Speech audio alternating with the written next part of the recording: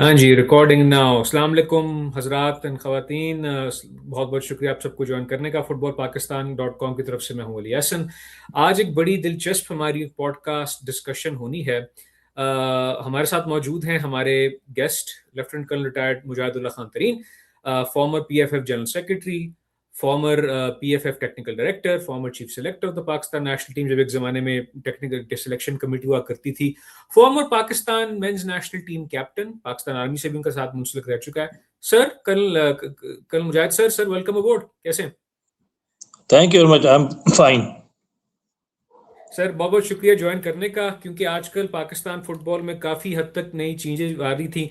लेकिन मैं चाहता हूँ कम अज़ कम शुरुआत करते वक्त हम ज़रा हमारे जो नए फैंस हैं, जो नई जनरेशन जिन्होंने पाकिस्तान फुटबॉल को the last couple of years follow करना स्टार्ट किया है, मैं चाह रहा हूँ कि आप अपना कम अज़ कम जो आपका फुटबॉल में जो सफ़र था, ज़िंदगी का सफ़र के साथ साथ, ज़रा अगर आप ब्रीफली अपने बारे में ज़रा बता दें हमारे फैंस को कि हु इज़ कर्नल मुजाहिदुल्लाह तरीन, उनका पाकिस्तान फुटबॉल से क्या ताल्लुक था as a player, as an administrator etcetera, और क्या आपने डिफरेंट इवेंट्स अटेंड किए थे इंटरनेशनल लेवल पे वगैरह, तो बहुत अच्छा होगा sir.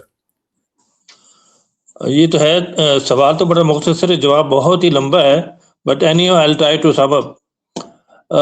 I belong to Multan. I started my football career from Multan government pilot secondary school से। और मेरा एक पैशन जो फुटबॉल के लिए ज़्यादा, football is my family game, लेकिन पैशन जैसे होता है ना, वो एनवायरनमेंट से या जैसे बंदा एक्सपीरियंस करता है उससे होता है। आई still remember I one class 7, तो गवर्नमेंट पायलट सेकेंडरी स्कूल जो मेरा स्कूल था, उसका और मुस्लिम हाई स्कूल मुल्तान का एक फुटबॉल का मैच हुआ, फाइनल इंटर स्कूल कंपटीशन का। तो उसमें इतना क्राउड था कि वहां पर खड़े होने की भी जगह नहीं थी। तो उससे बंदा बड़ा एक मोटिवेट होता है कि ये क्या ऐसी गेम है, ये क्या ऐसा खेल है जिसके देखने के लिए पूरा मुल्तान के शहर आ गया है। खैर देर उससे मैं चलता हुआ आखिरकार I tried my level best, मैं स्कूल की टीम में आ जाऊं, लेकिन उस वक्त मैं स्कूल की टीम में इतने बहुत 6-6, 7-7 फुट के प्लेयर होते थे, नूर आलम और स्टार और इस तरह के नियाज खान, कि उनको देख के बंदा वैसे ही जैसे कहते हैं खौफजदा हो जाता था। माशाल्लाह दे वर वेरी गुड प्लेयर, और उसकी वजह से हमें एक हमें जैसे पैशन भी हुआ, और उस लिहाज से बहरहाल चलते चलाते जब मैं कॉलेज में पहुंचा तो मैं दुआ करता था कि मैं भी फिजिकली इतना फिट हो जाऊं, लंबा चौड़ा हो जाऊं, ताकि इन लोगों का मैं मुकाबला कर सकूं। खैर एनीवे, जब मैं कॉलेज में पहुंचा तो फिर मैं जैसे कह सकते हैं कि मैं physical fit enough to play for the college team, तो कॉलेज टीम में खेले। और इंसिडेंटली उस वक्त मेरे साथ जो कॉलेज टीम में लड़के थे, उसमें 3-4 लड़के नेशनल टीम में भी चले गए। और कर्नल लोधी जो बाद में जनरल सेक्रेटरी रहे पाकिस्तान फुटबॉल फेडरेशन के, we were in the same college, उसकी कॉलेज की टीम में थे। बाद में हमारे साथ आ गए नेक्स्ट ईयर, मैं नेक्स्ट ईयर टीम कैप्टन भी बना, और जहूर अलग के एक खिलाड़ी थे जो बाद में नेशनल टीम में भी आए, और presently he is in settle in Canada. तो इस तरह के वो कॉलेज लेवल से हमारे एक अच्छी ग्रूमिंग ट्रेनिंग हुई, और फिर हम चलते चलाते जब मैं आई वाज इन क्लास, मतलब 4th ईयर में था, तो मैं लकीली मैं नेशनल टीम का सिलेक्ट हो गया। लेकिन उससे पहले मैं जरूर बताऊंगा कि 1968 में, उस वक्त चूंकि 1 यूनिट होता था, वेस्ट पाकिस्तान यूथ में मैं सिलेक्ट हुआ। तो एक्चुअली मेरा एक फुटबॉल का कैरियर का जैसे प्रॉपर लाइन पर प्रॉपर ग्रूमिंग ट्रेनिंग जो हुई, वो जब मैं वेस्ट पाकिस्तान यूथ में आया। And we were lucky enough कि उस वक्त हमारे जो कोच थे वो मोहम्मद अमीन थे, जिनको मैं ग्रेड करता हूँ कि he was the best ever coach produced by Pakistan. तो बड़ा डिसिप्लिन बंदा, फोर्स पीएफ से उनका तल्लुक था, but discipline, training, administration, everything. तो उन्होंने हमें बहुत सिखाया। सही बात है कि उनकी वजह से हम इतना बाद में एक्सेल कर गए। और उस वक्त हमारी जो उस वक्त अंडर 18 टीम थी, national youth west Pakistan youth की टीम, उस टीम में से आधे से ज्यादा लड़के विद द पैसिव टाइम 1970-71 में और देयर आफ्टर, आधे से ज्यादा लड़के नेशनल टीम में आ गए। तो आप ऐसे कह सकते हैं हमारी बुनियाद जो पक्की हुई, हमारी बुनियाद में एक अच्छा हमें स्टार्ट मिला, it was basically because of Mohammad Amin जो हमारे नेशनल कोच थे। अल्लाह ताला उनको जन्नत नसीब कर, वो फिर मेरे ख्याल में समवेयर 78 में वो उनकी वफात होगी। तो वो उसके बाद नेशनल टीम नेक्स्ट ईयर फिर 69 में मैं मुल्तान डिवीजन से गया उधर नेशनल चैंपियनशिप खेलने कोयटा। तो वहां पर आई वाज लकी इनफ कि मेरा एक तो हमारी टीम 3-4 मैचेस जीत गई। I think we lost in the quarter final. और मैं as a deep defender, I was the younger defender in my team. तो वो लकीली फिर अच्छा एक परफॉर्मेंस होगी, तो अगेन जो हमारे कोच थे अमीन साहब, उन्होंने फिर हमें नेशनल कैंप के लिए सिलेक्ट किया और फिर नेशनल कैंप में हमारी ट्रेनिंग हुई। तो हमारे ट्रेन उस वक्त जो चूंकि 1 यूनिट होता था, तो ईस्ट पाकिस्तान से भी हमारे लड़के प्लेयर आते थे जो अच्छे प्लेयर उनके थे। तो उनमें से काफी मुझे याद है, पिंटू, नूरुन नबी और इस तरह के और काफी, टीपू भी एक लड़के थे, बड़े अच्छे लोग थे, बड़े अच्छे, हमारी बड़ी दोस्तियां होती थी। और उस वक्त पाकिस्तान आर्मी टीम के जो कैप्टन थे वो हफीजुद्दीन, मेजर हफीजुद्दीन थे, जो आर्मी टीम से हमारे, बल्कि मेरे जब मैं नेशनल टीम में आया तो वो हमारे टीम कैप्टन भी थे। तो मेजर हफीजुद्दीन के साथ मेरा अभी भी राब्ता चलता है, और बांग्लादेश भी बन गया, सब कुछ बन गया। तो वो हमारा चलता चलाता वो नेशनल टीम का सफर चलता हो गया। फिर चलने के बाद मैं नेशनल टीम से रिटायर हुआ। तो इन द मीनवाइल खैर आर्मी के प्रोफेशन भी मेरा सिलसिला चलता रहा साथ साथ, क्योंकि आर्मी में स्पेशली ऑफिसर्स के लिए स्पोर्ट्स तो होता है, लेकिन इंसेंटिव या प्रमोशन जो भी है वो हमारे अपना आर्मी करियर के लिहाज से, कोर्सेज के लिहाज से, परफॉर्मेंस के लिहाज से होती है। तो चलते चलाते मैं 12 लेफ्टिनेंट कर्नल बन गया। और in the meanwhile but rather I was as a major 1989 में, तो पीएफएफ के इलेक्शन हो रहे थे, हमारे साथ, हमारे ग्रुप के साथ थे हाफिज सुलेमान भट्ट। तो हमने एक प्लानिंग की कि क्यों ना पाकिस्तान फुटबॉल फेडरेशन का जनरल सेक्रेटरी का इलेक्शन लड़ा जाए। तो वो हाफिज साहब पंजाब की तरफ से थे, मैं आर्मी की तरफ से था, और हमारे फोर्सेज के लोग भी थे, और लाइकवाइज हमारा जो ग्रुप था वो उसमें उसके साथ ये केपी के लोग भी शामिल थे। तो हमने 89 में मैंने इलेक्शन कंटेस्ट किया। उसमें जनरल सेक्रेटरी का इलेक्शन होता था प्रॉपर, जिस तरह भी आजकल प्रेसिडेंट का होता है। तो उस इलेक्शन में मुझे वो कहते हैं कि बहुत ज्यादा एक एक्सपीरियंस कह लें, जो भी कह लें, साथियों ग्रुपिंग कह लें, थोड़ा सा, बल्कि एक कहना चाहिए कि सियासत की लत भी पड़ गई। But luckily I was selected as general secretary Pakistan football federation 1989 में। और उसी साल हमारे साउथ एशियन गेम्स हो रही थी इस्लामाबाद में, तो we had to participate in South Asian games. उससे पहले पाकिस्तान की performance South Asian games level पर कोई अच्छी नहीं होती थी, बट लकीली कुछ मेहनत की। हमारे पास एक आर्मी टीम के साथ चाइनीज कोच था, since I was looking after the army team, तो उसको चाइनीज कोच को हमने नेशनल टीम का कोच लगाया, और luckily we won the gold medal in the South Asian games, beating Bangladesh in the final. तो वो एक बहुत बड़ी अचीवमेंट थी पाकिस्तान फुटबॉल फेडरेशन के लिहाज से। उस वक्त हमारे थे जो प्रेसिडेंट पाकिस्तान फुटबॉल फेडरेशन थे, आफ्ताब शेरपा थे, जो जिनका ताल्लुक जो कि वो चीफ मिनिस्टर थे एनडब्ल्यूएफपी नो केपी। तो वो समझ इधर हमें एक जिस तरह एक पाकिस्तान का कल्चर चल रहा है कि पाकिस्तान ये नहीं कि सिर्फ फुटबॉल में, it's everywhere in the country, कि दूसरे की टांग खींचना, किसी को काम नहीं करने देना। तो although we had won the gold medal, हमें तो बहुत बड़ा उसके लिहाज से एक क्रेडिट मिलना चाहिए था, एडवांटेज मिलना चाहिए था। इंस्टेड वो कुछ लोगों ने गवर्नमेंट को इन्वॉल्व करके हमारे खिलाफ लंबी चौड़ी ग्रुपिंग की, और अल्टीमेटली हमारा जो है वो फीफा ने एक जनरल बाउजो होते थे सीरिया के, तो उन्होंने एक you can say he played as part of the NC, वो उनको भेजा, उन्होंने चीजें सी आगे पीछे की काफी कर करा के, और अल्टीमेटली हमारा दोबारा इलेक्शन हुआ। तो उस इलेक्शन में आफ्टर अबाउट अ ईयर दोबारा जब इलेक्शन हुआ, तो हम सारा हमारा पैनल एक वोट से हार गया। तो वो हमारे लिए बड़ा सेटबैक था, इतनी अचीवमेंट, इतनी मेहनत के बाद। बहरहाल वो सिलसिला चलता रहा, पर दरमियान भी काफी अप्स एंड डाउन होते रहे। और उसके बाद भी मैंने 2 इलेक्शन लड़े जनरल सेक्रेटरी के लिए, तो दोनों इलेक्शन में एक वोट से हार गया। तो ये एक मैं आप ये नहीं कहूँगा कि मेरी बैड लक है, मैं ये कहूँगा कि हमारा जो विजन था, हमारा जो प्लान था, जो हमारी कोशिश थी कि पाकिस्तान के फुटबॉल को बेहतर किया जाए, वो ना हो सका समाव दिया था। इसमें लंबी चौड़ी स्टोरीज है, उस पर जाएंगे तो फिर बहुत टाइम लग जाएगा। इन द मीनवाइल हुआ ये कि मैं आर्मी से रिटायर हो गया 2000 में, और उसके बाद I went there in Pakistan Steel as general manager security. तो सिंस चेयरमैन पाकिस्तान स्टील वो एक फौजी थे, मुझे अच्छी तरह जानते थे, तो उन्होंने कहा भाई आपने सिक्योरिटी का काम तो करना है, लेकिन मैं तुम्हें बेसिकली लाया हूँ to promote sports in Pakistan Steel. तो उधर फिर हमने काफी कोशिश की, हमने बड़े अच्छे ग्राउंड वगैरह बनाए, आस्ट्रोटर्फ भी हमारा ऑलरेडी था, फिर फुटबॉल के ग्राउंड एक फ्लड बनाया, और बल्कि वो इतना फेवरेट ग्राउंड बन गया कि पाकिस्तान के जितने नेशनल कैंप होते तो सारे फॉरेन के कोचेस भी कहते थे कि हमने कैंप पाकिस्तान स्टील में करना है।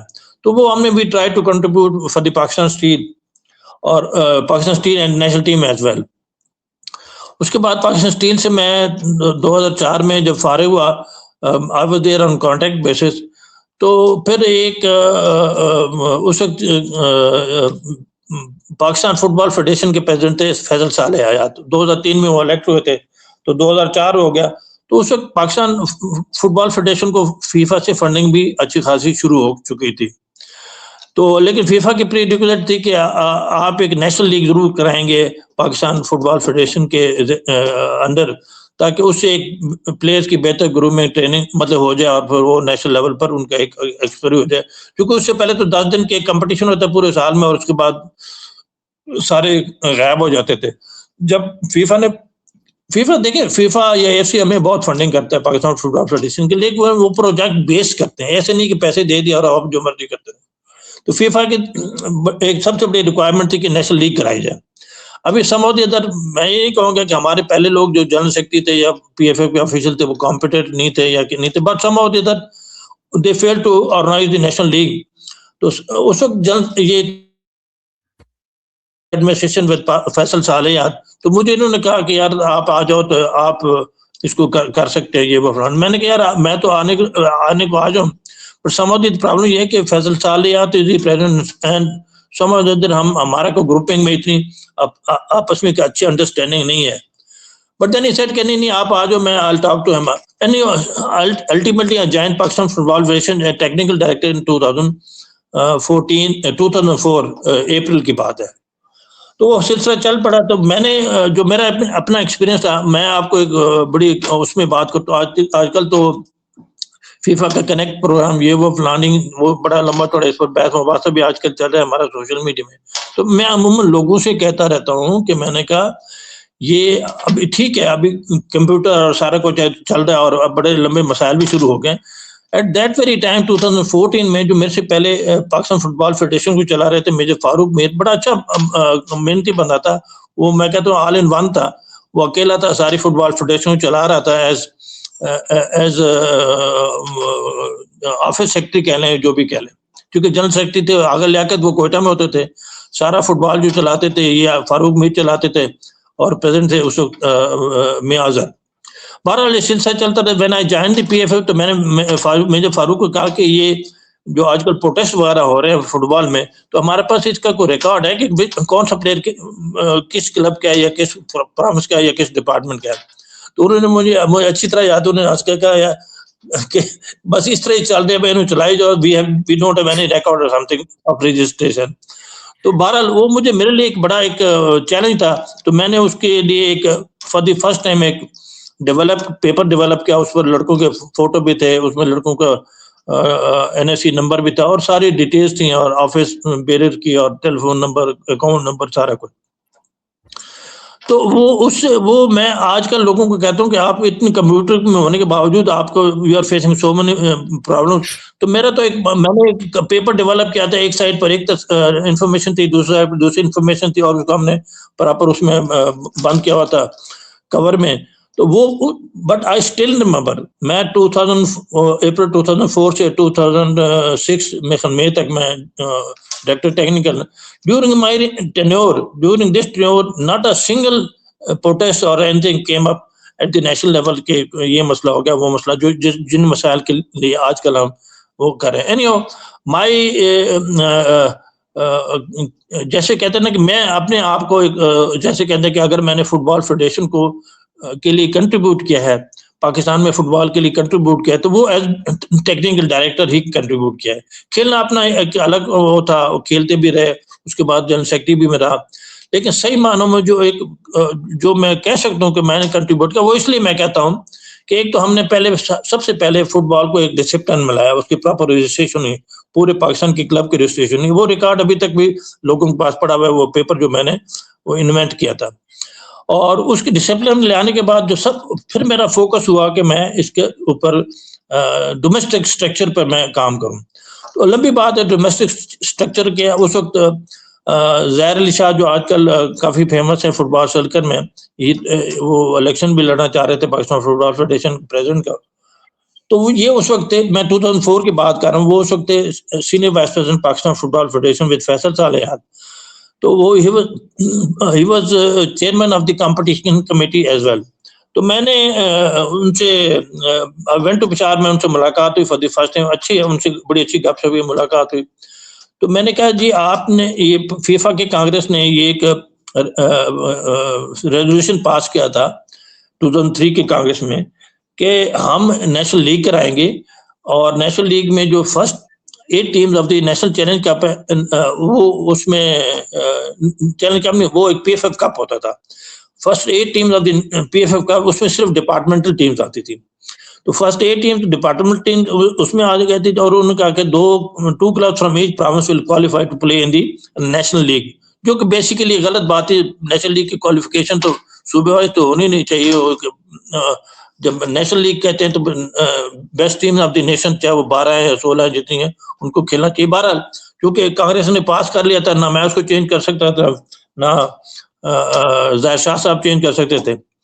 तो मैंने उनको कहा, मैंने कहा शाह जी आपने फेडरेशन ने ये तो बड़ा अच्छा किया कि नेशनल लीग कराएंगे, लेकिन साथ साथ आपने नेशनल चैंपियनशिप वगैरह और इस तरह के और कंपटीशन सारे खत्म कर दिए। मीनिंग बाय कि हम सिर्फ नेशनल लीग कराएंगे जिसमें 8 डिपार्टमेंटल टीम खेलेंगे, 8 सूबों की क्लब में खेलेंगी। तो at the moment we have about 24 rather more than 24 department teams हैं। अगर उनको पूरा साल हम कंपटीशन नहीं देंगे तो वो डिपार्टमेंट टीमें खत्म कर देंगे। तो ये तो फिर हम प्रमोशन नहीं कर सकेंगे, उल्टा प्लेयरों को बेरोजगार हो जाएंगे, प्लेयरों के लिए मसाइल हो जाएंगे जो डिपार्टमेंटल टीम खत्म होगी।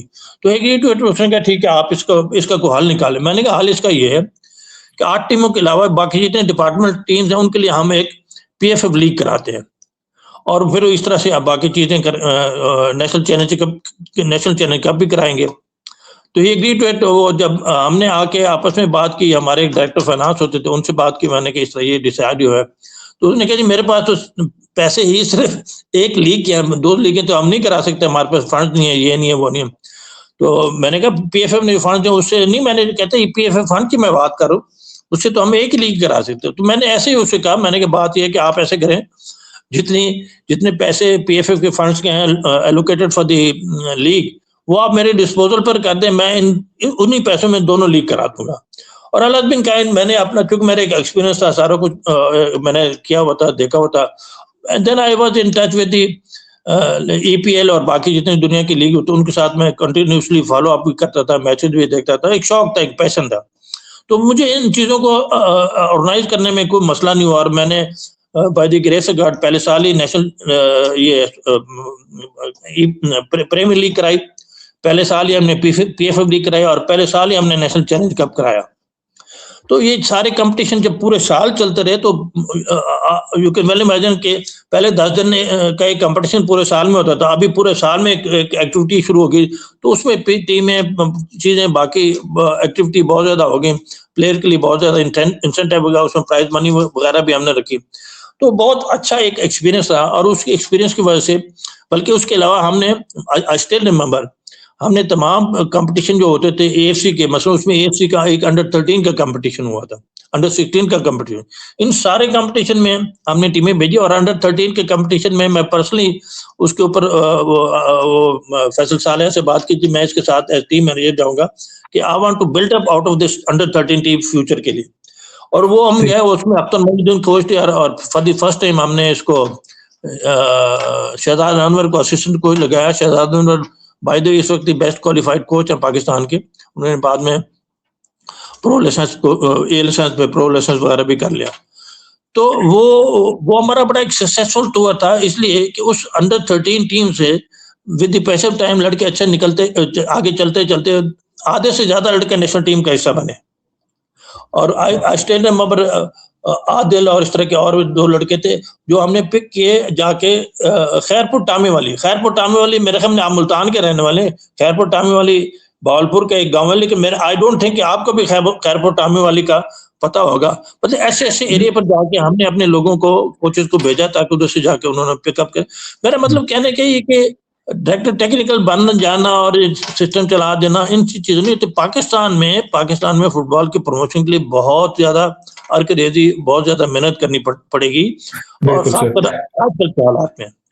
हाँ बिल्कुल सर, मैं अब इसी पे चलें। बहुत बहुत शुक्रिया, बड़ा आपने डिटेल जवाब दिया अपने फुटबॉल जर्नी के लिहाज से, as a player, as an administrator, फिर आपका जो रोल था टेक्निकल डायरेक्टर के, जो शुरुआत के अंदर जो आपके इनिशियल जो ईयर्स गुजरे जिसके अंदर Pakistan premier league, PFF league, national challenge cup, कुछ एक प्रॉपर एक शक्ल दी गई थी साथ में। उसकी जो आखिरी जो बात के बाद जो बात हुई, हम उस पर थोड़ी देर पे आते हैं। लेकिन मैं जरूर कहूँ कि अभी पीएफएफ का पिछले साल इलेक्शन हो गया, और जो पीएफएफ की जो एग्जीक्यूटिव कमेटी जो थी वो पिछले उसका 1 साल का टेन्योर अभी पहला खत्म होने वाला है, फर्स्ट ईयर जो था। जो हमारे इलेक्टेड प्रोविंशियल एफएज और डिस्ट्रिक्ट एफएज जो हैं उनको तकरीबन 2 साल होने वाले हैं। ब्रीफली अगर आप कह सकते हैं, उसके अंदर जाहिर सी बात है डिफरेंट इवेंट्स को पीएफएफ ने अभी वापस तरजीह दी है। मेंस नेशनल टीम को फिर वापस उसकी जो एक्टिविटीज थी एशियन कप क्वालिफायर्स के अंदर, और आपकी अंडर जो आपकी junior youth age group team जो थी सैफ लेवल पे, उनको वापस रिवाइव किया गया साथ में खेलने के लिए। अभी अंडर 20s खेली, अभी विमेंस टीम वापस आई है। इसके साथ साथ जो अंडर 17s का भी जो सैफ अंडर 17 लेवल पे चैंपियनशिप हुई, तो एक्टिविटी सामने नेशनल चैलेंज कप भी हुआ, मेंस का भी कुछ ये रमजान से पहले। और विमेंस टीम ने भी अभी जाके फीफा सीरीज में पहली मरतबा पाकिस्तान की टीम ने किसी मेंस या विमेंस की किसी टीम ने फीफा इवेंट में हिस्सा लिया हुआ है। तो इसमें बहुत सारी चीजें हुई सो हैं। लेकिन मैंने ये चीज गौर की है कि फेडरेशन तो तरफ से कर रही है, लेकिन मुझे अब तक प्रोविंशियल एफए सूबाई सतह से या डिस्ट्रिक्ट सतह पे सिवाय चंद डिस्ट्रिक्ट्स के अलावा मुझे कोई की तरफ से कोई एक्टिविटीज नजर नहीं आई। क्योंकि असल तरीके का कार ये होता है फुटबॉल के अंदर कि सारी डेवलपमेंट या जो कॉम्पिटिशन होते हैं वो लोकल लेवल पे होते हैं। फेडरेशन जो मर्जी कर सके वो जो करी, अभी भी काम कम किया, मैं मानता हूँ उस बात को, फेडरेशन ने जो भी काम किया जबरदस्त बात है, लेकिन अभी भी बहुत कम काम किए। लेकिन मुझे अब तक इसकी समझ नहीं आई कि सूबाई एफएज ने और डिस्ट्रिक्ट एफएज ने अब तक ये कदम क्यों नहीं उठाया, बिकॉज उनके पास तो अथॉरिटी भी, उन्होंने इलेक्शन जीते हुए हैं। और अभी खैर चले केपीके के अंदर तो अभी तक वो डिसाइड नहीं हुआ ना किसने प्रेसिडेंट बनना है, कौन एक्सको का मेंबर बनेगा। तो ये जो प्रोविंशियल और डिस्ट्रिक्ट लेवल पे जो अभी तक क्या कहते हैं कॉल ऑफ फेल में तजाद आ रहा है, व्हाट्स गोइंग ऑन? असल में समझ मैं मेरा एक डिफरेंट पॉइंट ऑफ व्यू है। यहाँ पर अभी एक डिस्ट्रिक्ट भी जो है ना वो देख रहा है कि पीएफएफ के मुंह को देख रहा है कि पीएफएफ हमें फंड दे दे, पीएफएफ हम ये कर दे, पीएफएफ वो कर दे। What to talk of the provinces. I still remember हमारे वक्तों में ना फंड्स होते थे, ना पैसा होता था, ना फैसिलिटीज होती थी। वो स्कूलों के कमरों में जाके हम नीचे टाट पर सोया करते थे, लेकिन एट द सेम टाइम हमारा कंपटीशन जो होता था थ्रू आउट ईयर चलते थे। और कंपटीशन क्या होते थे? कंपटीशन ये होता था कि ऑल पाकिस्तान इतने अच्छे टूर्नामेंट होते थे ऑल पाकिस्तान कि पूरे शहर में हमें पूरे साल में वो कहते हैं घर बैठने का टाइम नहीं मिलता, एक जगह से निकलते थे दूसरी तरफ। लेकिन उस टाइम जो सबसे अच्छी बात थी कि हमारे डिपार्टमेंट टीम्स बड़ी अच्छी होती थी। डिपार्टमेंट टीम्स में प्लेयरों को अच्छा खासा उनको सैलरी मिलती थी, पैसा मिलता था, टीएडी मिलता था, और वो उस लिहाज से वो सारा साल खेलते थे। और वो जैसे कहते हैं एक सिस्टम या एक साइकिल चल रहा था जिसमें प्लेयर की ट्रेनिंग भी हो रही थी, मैच भी खेलते थे, और थ्रू द ईयर उनकी फिटनेस भी होती थी। जो बात आपने की है ना, ये एग्जैक्टली ये बात मैं हमेशा लोगों से कहता रहता हूँ कि भाई पीएफएफ के ऊपर तो सारे लोग क्रिटिसाइज भी करते हैं, पीएफएफ को हर चीज का जिम्मेदार भी ठहराते हैं, लेकिन एट द सेम टाइम कोई बंदा इसकी जिम्मेदारी नहीं लेता कि जी मैं लेट से पंजाब प्रोविंस का प्रेसिडेंट हूँ या मैं पंजाब प्रोविंस का को ऑफिस बेरर हूँ। तो मतलब बाकी what to talk of the activity, मेरा नहीं ख्याल के पूरे जितनी भी हमारी प्रोविंशियल एसोसिएशन हैं उनमें उन्होंने कोई अपना पूरे इस साल 1.5 साल में अपना जैसे कहते हैं अपना एक कांग्रेस भी की हो। मेरा नहीं ख्याल अब तक सिंध है या केपी है, पंजाब है या बलूचिस्तान है, उन्होंने अब तक कोई अपनी कांग्रेस ही नहीं बुलाई, कोई एक मीटिंग भी नहीं की। चलो मीटिंग तो कर लो ना, मीटिंग में बैठ के जब अच्छे समझदार लोग, इंटेलिजेंट लोग इकट्ठे होते हैं तो कोई ना कोई लाएमल बनता है। समझ इधर। लेकिन एक मैं और ये एक चीज मैं आपको बताऊं कि उस वक्त पैसा मैसा तो नहीं था, फेडरेशन के पास भी नहीं होता था। मुझे अच्छी तरह के हम नेशनल कैंप में आके हमारे लिए फैसिलिटीज ना होने के बराबर होती थी, बट इवन देन सिस्टम एक चल रहा था, और उसके सिस्टम के चलने की बड़ी वजह थी कि डिपार्टमेंट टीम बड़ी अच्छी थी।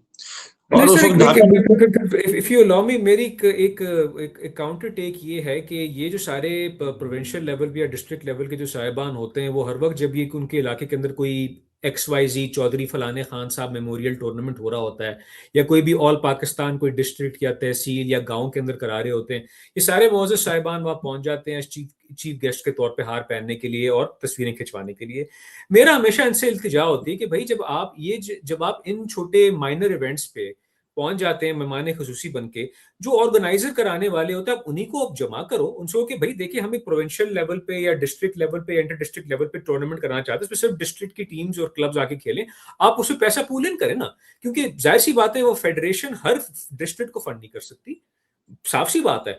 जो डिस्ट्रिक्ट की जो अपनी जिम्मेदारी होती है, डिस्ट्रिक्ट के डिफरेंट जो बिजनेसेस होते हैं, जो सनतकार होते हैं, जो ताजर बरादरी होती है, जो स्पॉन्सर्स होते हैं, जो ऑर्गेनाइजर्स होते हैं, डिस्ट्रिक्ट एफएस का, प्रोविंशियल एफएस का काम इन लोगों से बात करना है कि भाई बनिस्बत के आप इतना पैसा साड़े एक ऑल पाकिस्तान मेमोरियल टूर्नामेंट में अपने बुजुर्ग की याद करने के लिए, बेहतर नहीं कि आप सब एक साथ इकट्ठा कमेटी लगा के पैसे पूल इन करें, और हम 2 महीने की एक कराते हैं, या 4 हफ्ते की या 6 हफ्ते की हम कराते हैं डोमेस्टिक चैंपियनशिप अपने लोकल लेवल की, इसमें सारे क्लब आए खेलें, तो एक तरीका होता है।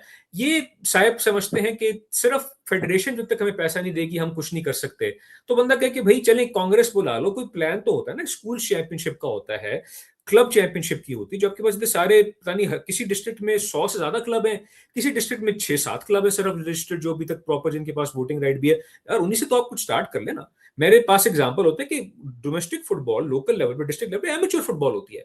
होना क्या चाहिए कि जुमा हफ्ता इतवार को आप मैच करें, हर टीम एक मैच खेले, ज्यादातर जाहिर सी बात है बाकी हफ्ता जो है जो प्लेयर्स हैं वो अपनी डे जॉब्स करें, कोई पढ़ाई कर रहे होंगे, कोई किसी की जगह कोई नौकरी पेशा लोग, कोई पेशावर, कोई नौकरी पेशा लोग होंगे, शाम के वक्त में ट्रेनिंग करें, वीकेंड पे मैच हो जाए आराम से। ये कि आपके पास एक सिलसिला होता है ट्रेनिंग का और कॉम्पिटिशन्स का और मैचेस का, जो कम से कम 2 महीने आराम से चल सकता है, उसमें खर्चा भी आपका कम आएगा, और उसके अंदर आप जाहिर सी बात है वीकेंड पे एक्टिविटी भी साथ होती है। लेकिन ये उन्हें करना नहीं, उन्होंने क्या करना है, बड़े बड़े ऑल पाकिस्तान टूर्नामेंट कराना है, क्योंकि मैं चाहता हूं कि मेरे खानदान के बुजुर्ग की वाह वाह हो जाए कि मैं फलाने चौधरी साहब की याद में मेमोरियल टूर्नामेंट करा रहा हूं। इस तरह तो फुटबॉल नहीं चलती ना सर, इस तरह तो फुटबॉल नहीं चलती, क्योंकि मेरी हमेशा इनसे ये इल्तिजा रहती है। आपकी बात आई कैन अंडरस्टैंड, और आप उसमें बहुत वजन भी है। असल में एक चीज समझ इधर विद द पैसिव टाइम, शायद उसका मैं भी हिस्सा रहा हूँ, शायद आप भी हिस्सा रहे हो, समझ लेते हमारे एक पेटी पॉलिटिक्स बड़ा डेवलप हो गया। अव्वल तो कोई अच्छा काम करता नहीं है, और अच्छा कोई काम करता है तो उसको टांगे खींचने वाले बड़े होते हैं। और अभी इनकी ये प्रोविंशियल कांग्रेस की मीटिंग ना होने की मेन वजह ये है कि इनके आपस में बहुत बड़े इख्तलाफात हैं। बट इवन देन अगर फुटबॉल के लिए हम इकट्ठे हो जाएं, और आपके बात सही है, अगर उसको मिलकर चलाना चाहे तो there are so many ways में, लेकिन चूंकि हमारा एक एटीट्यूड डिफरेंट है, हमारा एक कल्चर डिफरेंट उस लेवल पैदा हो गया, तो मेरे ख्याल में इसके ऊपर ज्यादा बहस हम ना करें तो बेहतर है। और इसको भी इंशाल्लाह मैं जो मुझे थोड़ा बहुत अंडरस्टैंडिंग है, मैं वेरी फ्रैंकली जो प्रेसिडेंट पीएफएफ हैं मोहसिन गिलानी, उनसे वक्त वक्त मेरी गपशप मुलाकात भी होती रहती है, मैं उनसे भी ये बातें जो हम अभी डिस्कस कर रहे हैं शेयर करता हूँ, और वो ही एग्रीज टू एवरीथिंग। एक चीज मैं आपको बताऊं, पिछले तकरीबन 20 साल पाकिस्तान में फुटबॉल का बहुत बहरान रहा, लड़ाई झगड़े ये वो, एमसी के टेन्योर 2 टेन्योर हो गया, उससे पहले भी लंबी चौड़ी एक बात है, उस पर हम जाए तो फायदा कोई नहीं है। लेकिन इन लड़ाई झगड़ों के बावजूद अगर पाकिस्तान के फुटबॉल को किसी ने जिंदा रखा है तो वो क्लबों ने जिंदा रखा है। और वो बात क्लबों में भी वही होते थे कि डिस्ट्रिक्ट चैंपियनशिप किसी ने शायद ही कराई हो, लेकिन वो all Pakistan tournament, all district tournament, all Punjab tournament या ऑल सिंध बलूचिस्तान टूर्नामेंट ये जरूर होते रहे, जिसकी वजह से कोई फुटबॉल जिंदा रहा है। और उसमें मैं नहीं कह सकता कौन से लोग इन्वॉल्व थे, कौन से लोग इन्वॉल्व थे, और वो अल्टीमेटली क्या प्रोविंशियल फुटबॉल एसोसिएशन में भी आए हैं या डिस्ट्रिक्ट फुटबॉल एसोसिएशन भी आए हैं। तो ये इस बहस में पढ़ने के बजाय मैं तो सीधी बात करता हूँ, बल्कि मुझे प्रेसिडेंट मोहसिन गिलानी बता रहे थे कि we are trying to give funds to the provincial association ताकि वो अपनी एक्टिविटी वो करें। तो मैंने उनसे ये कहा, मैंने कि ये तो बहुत अच्छा है अगर हम उनको कोई फंड दे सकें या इक्विपमेंट दे सकें या इस तरह चीजें दे सकें, लेकिन इट शुड भी मतलब प्री रिक्विजिट होनी चाहिए हमारी पीएफएफ की कि जी ये फंड्स हैं, उस फंड्स में आप अपने डिस्ट्रिक्ट की डिस्ट्रिक्ट चैंपियनशिप कराएंगे, या उस फंड्स में आप सूबे की प्रोविंशियल चैंपियनशिप कराएंगे, और उसका कोई ना कोई क्राइटेरिया हो, कोई ना कोई चीज हो, मतलब ऐसे फंड देके हम भूल ना जाए। अगर वो उस क्राइटेरिया पर उसको रिक्विजिट प्री रिक्विजिट में पूरा आते हैं तो उसमें जाहिर है हमारा इंटरेस्ट ये होगा कि football is the district level and the provincial level उसके ऐसे डेवलप हो, प्रमोट हो, और फिर अल्टीमेटली उसका फायदा तो जैसे कहते हैं कि हमारी नेशनल टीम्स को ही होगा। तो सर बिल्कुल। खासतौर पर तो जी हाँ। ये क्योंकि मैं तो समझता हूँ सर साथ साथ में ना कि क्योंकि प्रोविंसेस के पास जाहिर सी बात है बड़े शहर होते हैं, वो भी वहाँ मौजूद होते हैं। उन पे आई थिंक जिम्मेदारी होनी चाहिए कि भाई जो लोकल बिजनेसेस होते हैं, जो लोकल ऑर्गेनाइजर्स होते हैं, जो लोकल स्पॉन्सर्स होते हैं, उनको इकट्ठा करें। आप पीएफएफ ये डिसाइड कर सकते हैं ना कि भाई अगर आप अपनी तरफ से स्पॉन्सर्स के थ्रू ये टारगेट मीट सकते हैं, तो हम उतनी ही तकरीबन मिलती जुलती रकम हम एज ए बोनस के तौर पर दें, ताकि ना आपके साथ में काम आसान हो जाए। तरीके बहुत हैं करने वाले, लेकिन जब तक ये प्रोविंशियल और डीएफएस जो हैं ये अपनी जिम्मेदारी खुद नहीं संभालेंगे ना, बिकॉज अब इलेक्शन तो हो गए, तो भी ठीक है, जो जो इलेक्शन आपके पास चार्ज आ गए तो अपने पास अपनी तरफ से आप कुछ करें, ठीक है। कुछ डिस्ट्रिक्ट्स ने बाकायदा चैंपियनशिप करवाई है, जिस तरह डीएफए लाहौर ने करवाई है। केपी के अंदर कई कई डिफरेंट डिस्ट्रिक्ट्स ने अपनी डिस्ट्रिक्ट चैंपियनशिप करवाई, चित्राल वाले करवा रहे हैं, लोअर चित्राल वाले जो है। तो वहां जब एक सिलसिला चल सकता है ना कि जब आपके पास एक यूनिफाइड लीडरशिप हो तो आप कर सकते साथ में। तो अगेन, जब तक डोमेस्टिक लोकल लेवल में फुटबॉल आगे नहीं जाएगी ना, ठीक है, जो ऑल पाकिस्तान इनविटेशनल टूर्नामेंट्स होते हैं जिसके अंदर आप डिफरेंट टीमों को इनवाइट करते हैं, again sir mostly it's amateur football, उसकी आप जीते हारे उसके अंदर कोई खास फर्क नहीं पड़ता। और ऊपर से जिनका स्टैंडर्ड होता है ना वहां की फुटबॉल का फैसिलिटी, ठीक है, मैं नहीं कह रहा वो ख्याल भी बड़ा रखते हैं, वो प्लेयर्स को टीम्स को कॉम्पनसेशन भी बड़ी अच्छी देते हैं, बहुत अच्छी बात है। लेकिन it's not an official tournament. Official tournament की अहमियत होती है, ऑफिशियल टूर्नामेंट का एक रुतबा होता है, ऑफिशियल टूर्नामेंट का एक दर्जा होता है, जो कि आप ये यादगारी टूर्नामेंट्स में, इन्विटेशनल टूर्नामेंट्स को जितना मर्जी आप जीत जाएं, ठीक है, कुछ हमारे इलाके के लोग हैं बलूचिस्तान में खासतौर पे जो इन यादगारी टूर्नामेंट्स को लोगों को बड़ी तरजीह देते हैं, again no nothing wrong with that. लेकिन अगर आप अपने आप को वाकई एक फुटबॉल क्रेजी प्रोविंस समझते हो, तो यार डिस्ट्रिक्ट लेवल पे आप टूर्नामेंट्स कराएं ना, ताकि डिस्ट्रिक्ट लेवल पे एक मंजिल सामने आए तो आगे चलते हैं। खैर, ये होगी बात जिसका मैं चाहता हूं कि काफी हद तक बहुत सारे मेरे पास सवाल आते हैं साथ में। अभी रिसेंटली पिछले एक महीने के अंदर पाकिस्तान की मेंस टीम ने सीनियर लेवल पे और जूनियर लेवल पे डिफरेंट टूर्नामेंट्स के लिए, अभी पाकिस्तान की अंडर 20 टीम गई थी सैफ अंडर 20 चैंपियनशिप में। बदकिस्मती से हमारी टीम, हमें ग्रुप मिला बांग्लादेश और इंडिया का, और हम दोनों मैच बाकायदा हम अनफॉर्चुनेटली हम हारे विदाउट स्कोरिंग अ सिंगल गोल। कुछ कंट्रोवर्शियल रेफरी डिसीजंस भी थे दोनों मैचेस में, इसको मैं बिल्कुल क्या कहते हैं, मैं इसको बिल्कुल इग्नोर नहीं करूंगा। लेकिन मैं उस परफॉर्मेंस से ज्यादातर मैं समझता था कि भाई हम बेहतर कर सकते थे अगर हमारी रिक्रूटमेंट अगर बेहतर होती। लेकिन मुझे याद पड़ता है कि आपने ना, क्योंकि आप माशाल्लाह से आप अपने सोशल मीडिया में बड़े एक्टिव हैं, जाहिर सी बात आपकी फेसबुक के अंदर जो आपने कुछ कमेंट्स लिखे थे, अपनी पोस्ट लिखी थी about the coaching selections, about performance of goalkeepers, मैं उसके लिहाज से आपसे एक कहते हैं ना मुकालमा करना चाहता हूँ। आपने कहा था कि पाकिस्तान ये सिर्फ आप नहीं है, मतलब सिर्फ आप वैसे तो खुद नहीं, बहुत सारे लोग हैं पाकिस्तान के लोकल फुटबॉल में, कहते हैं कि यार हमारी इतनी 24 करोड़ 25 करोड़ की आबादी है और हम कोई ढंग का गोलकीपर नहीं निकाल सकते। ये कैसे हो सकता है कि हम सिर्फ एक या दो ही गोलकीपर से हम सहारा कर सकते हैं?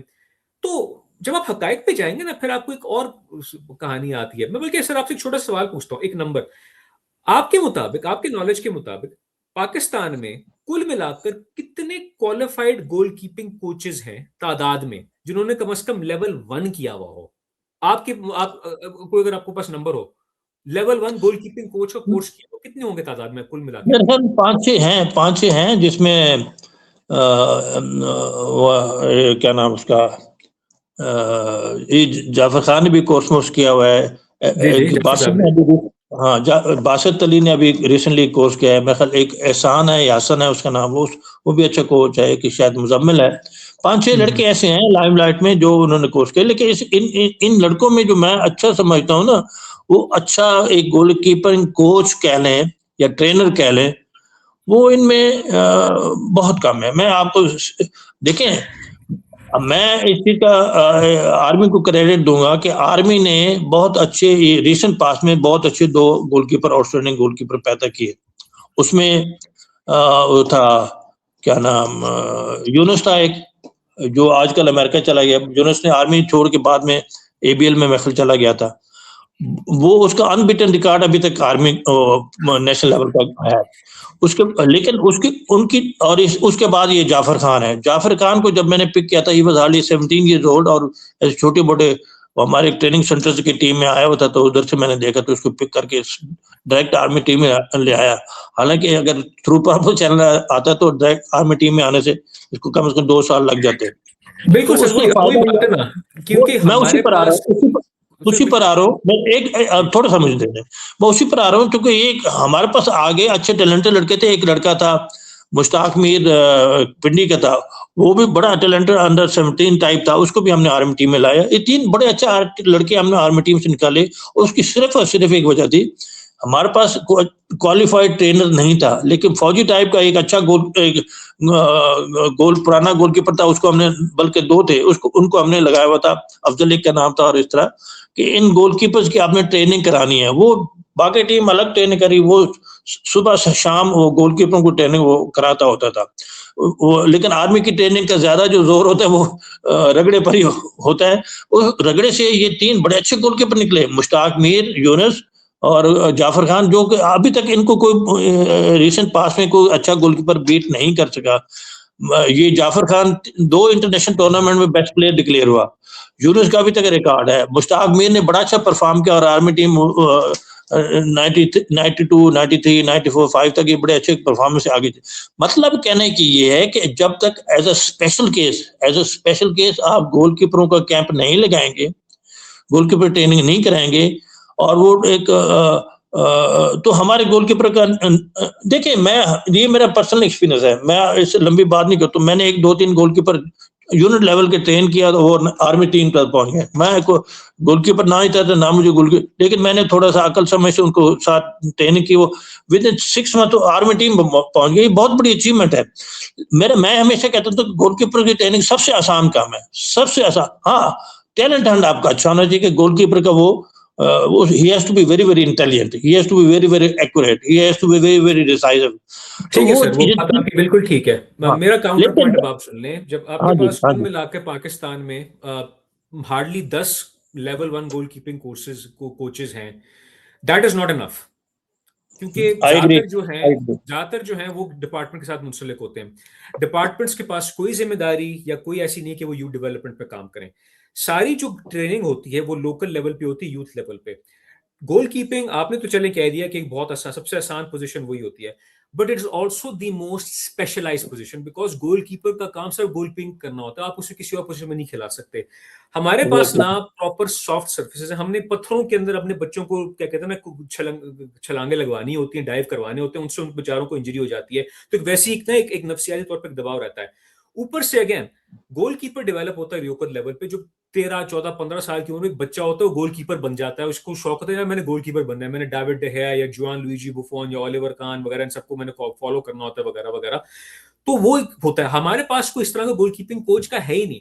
जब आपके ग्रास रूट्स लेवल पे वो क्वालिफाइड कोचेज ही नहीं है, वो भी लेवल 1 से ऊपर भी नहीं गए, तो जाहिर सी बात है ना, फिर डोमेस्टिक लेवल पे जितनी मर्जी आप बेसिक ट्रेनिंग कर लें तो वो बात नहीं बनेगी ना। एक और आपको एग्जांपल देता हूं। डोमेस्टिक लेवल पे जो छोटे टूर्नामेंट्स पे खेलना और चीज होती है, इंटरनेशनल लेवल पे जब रिक्वायरमेंट होता है गोलकीपिंग की, पहली बात तो कद होना चाहिए। माजरत के साथ Jafar Khan is barely 6 foot tall, मैं 5'11" हूं सर, कद कद के अंदर। जाफर खान तकरीबन मेरी हाइट का है। That is not good enough for a international level football goalkeeper. उसके पास कम से कम 6 फुट 1, 6 फुट 2, 6 3 का होना चाहिए, 6 फुट 2, 6 फुट 3 इंच का होना चाहिए। हमारे पास लोकल लेवल पे कोई प्लेयर है ही नहीं इस तरह का, तो कद का एक मसला है। टैलेंट के लिहाज से वही कि बहुत सारे प्लेयर्स थे जिन्होंने पहले कोई और पोजीशन की पर गोलकीपर बन गए। लेकिन हमारे डोमेस्टिक गोलकीपर में सबसे बड़ा मसला क्या होता है, उनको अपनी डिफेंस ऑर्गेनाइज करना नहीं आता। बिकॉज गोलकीपर जो पोजीशन देखते हैं ना, सबसे पीछे खड़ा होता है। वो उसका पास जो पूरा जायजा होता है ना फील्ड का, अपने सामने से पूरी डिफेंस सामने होती है, और जो ऑपोजिशन ने जो अटैक करने होते हैं उसका काम होता है डिफेंस को ऑर्गेनाइज करना, कि भाई फुल बैक आगे जाओ, पुश करो, गैदर करो, इसको क्लोज डाउन करो, इसको गोल डाउन करो। हमारे गोलकीपर सारे क्या होते हैं, खामोश मुजाहिद, चुप, बस वो डाइव कर लेते हैं, लेकिन उनसे उनसे ऑर्गेनाइजेशन नहीं होती। आपने बस, और मैं उसी बात पे आता हूं ना, आपने बेसिकली 2 पोस्ट की थी जिसमें आपने बेसिकली पहले क्रिटिसाइज थोड़ा किया साकिब हनीफ और यूसुफ भट्ट पे। मैं जरा उस पे आता हूं। मैं नहीं कह रहा कि ठीक है आपकी अपनी राय है, मैं उसकी कहता मैं उसको मैं I can disagree with that, लेकिन कुछ हकायक दिया ना। कम से कम इन दोनों गोलकीपर्स ने अपने आप को प्रोफेशनल सतह पे एक्टिव रखा हुआ है। साकिब हनीफ ने, वेदर वी लाइक इट और not, is the best goalkeeper we have domestically, क्योंकि उसने कम से कम अपने आप को पिछले 5-6 साल में एक्टिव रखा हुआ है प्रोफेशनल लीग के अंदर। हमारा जो लोकल गोलकीपर है, चाहे आप हसन अली को देख ले, ठीक है, is a good player. I think उसको अगर मौका मिल सकता है, अगर वो अपनी अपनी ट्रेनिंग बरकरार रखे, बाबा कोई लड़का है वो ठीक है। आर्मी के पास फहीम है आई थिंक बलूचिस्तान का, लेकिन अगेन वो भी यंग सा बंदा है, लेकिन उसके पास आई थिंक वो he still not ready yet for that one. बाकी जो है they are not 6 foot tall. Salman ul Haq जो Salman Kaka, he is not 5, he is not even 6 foot tall. तो आई थिंक उस बेचारे को तो आप मिस ही कराएं। तो साकिब ने अपने आप को एक्टिव रखा हुआ है, ठीक है, उसकी कुछ कमी पेशियां हैं।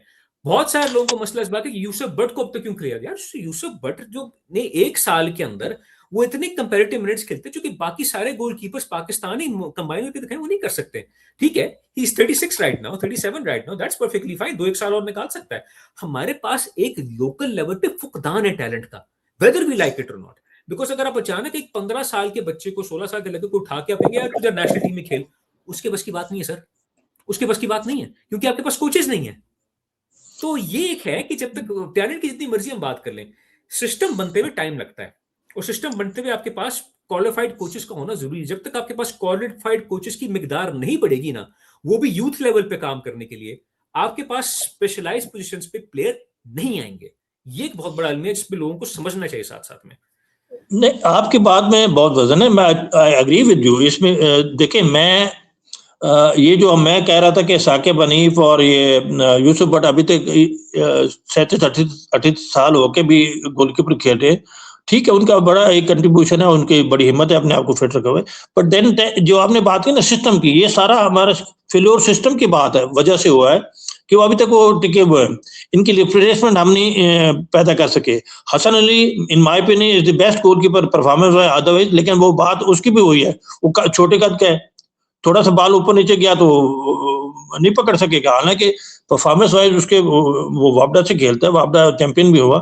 तो ये जो सिस्टम, जो आपने सिस्टम की बात की, सिस्टम ना उनकी वजह से हमारे ये प्रॉब्लम खड़े हुए। मैं आज भी आप शायद आपने मैच देखा हो इसका, जो हमने कजाकिस्तान के साथ खेला, सारा अंडर 16 का, अंडर 16 का सारा सोशल मीडिया भरा हुआ है कि गोलकीपर ने मरवा दिया, गोलकीपर ने मरवा दिया।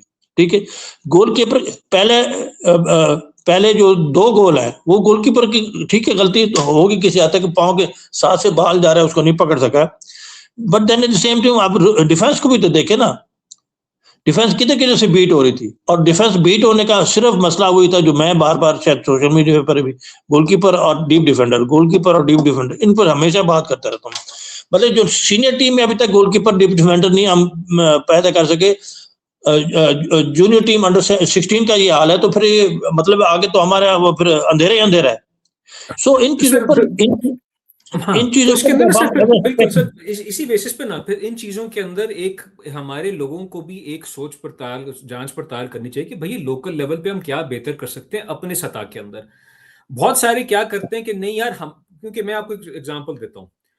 सबसे पहला कमेंट जब भी पाकिस्तान की टीम का हो, चाहे वो अंडर 16 हो, चाहे वो अंडर 20 हो, चाहे वो सीनियर टीम हो, चाहे वो विमेंस टीम हो, सबसे पहले जब पोस्ट लगती है ना पीएफएफ के पेज पे, आज हमारे फुटबॉल पाकिस्तान के पेज पे, सबसे पहला कमेंट क्या होता है उस टीम के नीचे जो कोई बंदा आके करता है? ये टीम पर्ची है, ये टीम पर्ची है, ठीक है, ये टीम पर्ची है। फिर मैं क्या कहते हैं ना, बड़ा होने के लिहाज से, अब जाहिर सी बात है सर, मैं भी माशाल्लाह से मेरी उम्र 40 साल की होने वाली, मैं पिछले 2003 से पाकिस्तान फुटबॉल को फी सबिलिल्लाह कैपेसिटीज में फॉलो कर रहा हूं। हमने भी काफी हद तक समझी कि हमारी मेंटेलिटी क्या है।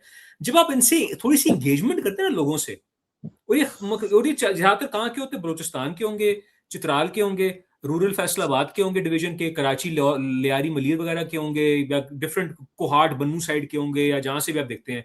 मैं उनसे कहता हूँ कि यार पर्ची कैसे टीम है यार? तो अगर आप थोड़ा सा एंगेज करते, वो कहते हैं कि वो चूंकि हमारे इलाके का लड़का नहीं खेल रहा इसलिए टीम पर्ची है, उसको सेलेक्ट नहीं किया गया। तो वो उनका ये मौकफ ये होता है कि जब हमारे इलाके का लड़का नहीं खेल रहा ना, तो ये टीम पर्ची होगी। सिर्फ हमारे इलाके का लड़का मेरिट पे उतरता है, बाकी तमाम इलाके के लड़के जो है वो पर्ची सिफारशी हैं। तो उसका ये मतलब है हमारे जो लोकल फुट, और ये जो है ना, ये जो फुकदान है हमारे दिमाग के अंदर, ये हमारे लोकल स्टेक होल्डर्स तक में भी जाता है कि उनका दारोमदार, उनका लब्बे लुआब ये कि यार हमारे डिस्ट्रिक्ट में, हमारे इलाके में, हमारे गांव तहसील लेवल पे हम ये टूर्नामेंट कराते हैं, असल फुटबॉल हमारे इलाके में खेली जाती है। हमारा प्लेयर जब तक सिलेक्ट नहीं होगा ये टीम मेरिट पे नहीं उतर सकती। कोई और इलाके का प्लेयर का जाए या कोई बाहर का कोई लड़का है, वो टीम पर्ची होती है, सिफारशी होती है। तो ये एक है मसला हमारे लोकल लोगों का कि वो अपने आप को ना इस बबल से बाहर निकल, जो ना लसानी और इलाकाई तासुब से बाहर नहीं निकल रहे। जब तक हम ये बात हम मानने को तैयार नहीं होंगे ना कि भाई खुदा के वास्ते आपके इलाके सिर्फ आप लोग नहीं हो जो फुटबॉल दुनिया में खेलते हो, दुनिया में 200 से ज्यादा ममालिक खेलते हैं, पाकिस्तान की बहुत बड़ी रकबा है, बड़ी आबादी है, हर कोई फुटबॉल खेलता है। इसका ये मतलब नहीं कि हर कोई अच्छी फुटबॉल खेलता है या कोई फुटबॉल समझना है। हमें खेलना फुटबॉल जरूर आता है, लेकिन हमें फुटबॉल चलाना नहीं आता। और ये हमारे लोकल स्टेक होल्डर्स को अब तक समझने कि भाई आप जितना मर्जी फुटबॉलर को अपने आप को फन्ने खान समझते हो, आपसे फुटबॉल नहीं चलती, बिकॉज आपकी लोकल, आपके अगेन डिस्ट्रिक्ट चैंपियनशिप नहीं होती, आपके यहाँ स्कूल चैंपियनशिप्स नहीं होती, आपके यहाँ क्वालिफाइड कोचेस नहीं है, आपके यहाँ प्रॉपर अकेडमीज नहीं है। एग्जाम्पल एक और देता हूं आपको, हर कोई टीम में कहता है इसमें सारे पोपो के पर्ची बैठे हुए हैं, पोपो फुटबॉल क्लब के। यार आपके यहाँ कोई पोपो टाइप क्लब नहीं है आपके इलाकों के अंदर? पोपो ने तो कम से कम अपने पास, अगेन मैं कोई पोपो का बंदा तो मैं तो कभी हारिस बिन हारून से कभी मुलाकात नहीं, मैंने उनको इंटरव्यू जरूर किया हुआ है, लेकिन मैं तो कभी मुलाकात भी नहीं हुई उनसे। यार वो कम से कम एक क्रेडिटेड, एक सिस्टमिक बुनियाद पे प्लेयर को स्काउट करते हैं, उनको ट्रेन करते हैं, एक यंग उम्र में उनको सला के जाते हैं। जब उनके पास वो ट्रेनिंग और एक फैसिलिटी होती है, तो जाहिर सी बात है कोई भी कैंप होता है, ट्रायल होती है, वो प्लेयर शाइन करेगा, बिकॉज उसकी ट्रेनिंग, उसकी डाइट, उसका उठना बैठना सोना जागना सब एक तरीके से रखा होता है। अगेन ये बहुत बेसिक चीजें हैं। बड़े लेवल पे आके उनकी भी बोलती बन जाती, बिकॉज बड़े लेवल की आप लेवल कुछ और होता है। हमारे लोग कहते हैं कि भाई पर्ची, ये टीम पर्ची है क्योंकि हमारा लड़का नहीं खेला, ये टीम पर्ची हुई क्योंकि हमारे बलोचिस्तान का लड़का नहीं है। बहुत सारे कहते हैं, एक और एग्जांपल देता हूं, सबने कहा कि फलाने प्लेयर को बलूचिस्तान सेलेक्ट नहीं किया गया इसलिए टीम पर्ची, वो हमारे बलूचिस्तान का, तो यार हेड कोच बलूचिस्तान का भाई मोहम्मद ईसा। तो अगेन मुझे पाकिस्तान के फुटबॉल लोकल लोगों के कॉलो फैल में और दिमाग में जो फुकदान का तजाद नजर आता है ना, मैं फट पड़ जाऊं कि भाई आप लोग कौन हो, ये कॉन्फिडेंस कहां से आता है भाई आपके, ये कहां से? मैं आपको एक चीज बताऊं, जहां तक पर्ची का ये प्रॉब्लम का ताल्लुक है, अभी हम इस पर डिस्कशन जितनी भी करते जाएं उसमें लंबी बात है। इसका एक ही हल है, इसका एक ही हल है, और वो हल ये है कि हमारी डोमेस्टिक स्ट्रक्चर, डोमेस्टिक एक्टिविटी दिन रात ऐसी होनी चाहिए कि वो सारी दुनिया को पता होगा कि ये बेस्ट गोलकीपर है, सारी दुनिया को पता होगा ये बेस्ट डिफेंडर है, सारी दुनिया। अभी हमारे समोद इधर पिछले आई वुड से 19-20 साल से डोमेस्टिक कंपटीशन ऐसा हुआ नहीं, एक आध को हुआ, चैलेंज कप हुआ, वो भी 2-3 हफ्ते में 4 हफ्ते में हुआ, खत्म हो गया। अभी इसका सिर्फ देखें, जैसे अभी पोपो की बात की, मैं हमेशा ये कहता हूँ कि Poopó is the only academy जो एक 11 साइड टूर्नामेंट भी खेलते हैं, प्रैक्टिस भी करते हैं, ट्रेनिंग भी करते हैं, और लकीली उनके पास इस वक्त पाकिस्तान का जो बेस्ट कोच जिसको हम कह सकते हैं क्वालिफाइड शहजाद अनवर है, वो उनके साथ लगा रहता है। ठीक है, बाकी पाकिस्तान में कोई ऐसी एकेडमी नहीं जो 11 साइड पर काम कर रही हो या ट्रेनिंग कर रही हो, बच्चों को ग्रूमिंग कर रही हो।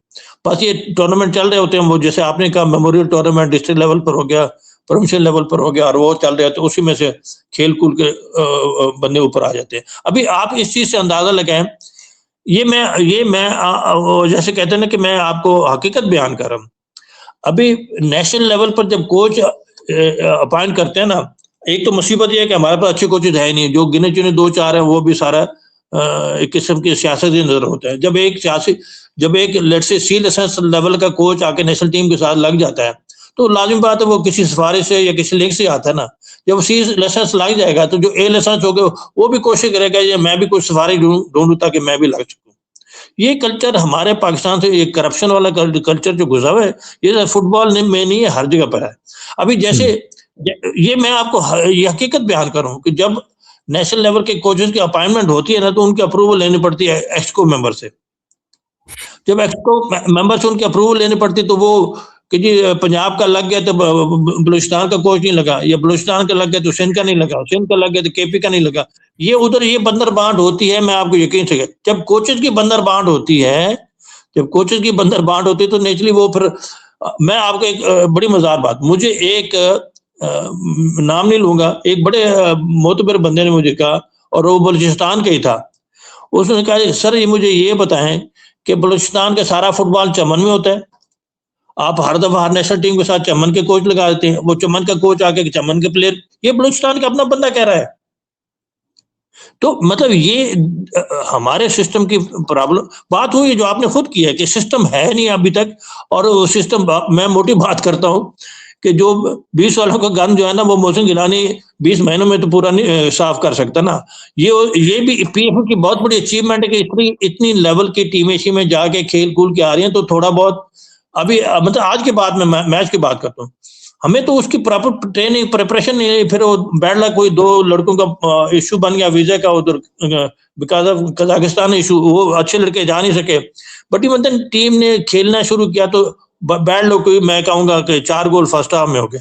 सेकंड हाफ में उन्होंने थोड़ा सा समझ लिया कि ये खेल क्या रहा है। पहले तो उनको समझ ही क्यों नहीं आ रही थी कि कहाँ से मूव करते हैं, कैसे बॉल आता है, और पूरा एक बॉल थ्रू बॉल होता था, पूरी डिफेंस बीट हो जाती थी। पहले 2-3 गोल तो इस तरह हुए, पेनल्टी भी इस तरह हुई। तो वो मेरा मतलब है कहने का, अब जब तक रेगुलरली हम खेलते नहीं रहेंगे, इंटरनेशनल एक्सपोजर नहीं होगा और फोकस ट्रेनिंग नहीं होगी, फोकस अच्छा मैं वेरी फ्रैंकली मैं मोहसिन गिलानी प्रेजेंट जो है उनसे कई दफा, ये नहीं कि मैं अभी से बहुत पुराना कहता आ रहा हूँ कि जी हमें एक यूथ कोच की जरूरत है। आए वो पूरे एक सिस्टम के तहत आए, कुछ अरसे लंबे अरसे के लिए आया और वो पूरा आके हमारी यूथ टीम को जो इस वक्त 15, 16, 17 साल के बच्चे उनको ट्रेनिंग शुरू कराए ताकि 3-4 सालों में जाके हम किसी न किसी एफसी लेवल पर पहुंच सके।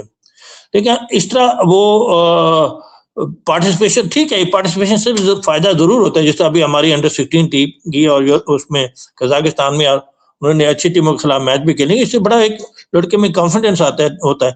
लेकिन ये जो समर इसाक आज गोलकीपर खेल रहा था 2000 पिछले साल 2025 में ये सबसे पहले नजर आया उधर एएफसी का जो ना साफ कप जो हुआ था 2007 में 2025 में नासिर इस्माइल कोच था। तो नासिर इस्माइल को हम सारे कह रहे थे यार इससे बेहतर तो हम दूसरे लड़कों को खिलाते, इस हर मैच में 1-2 गोल दे दिए अपने टीम को।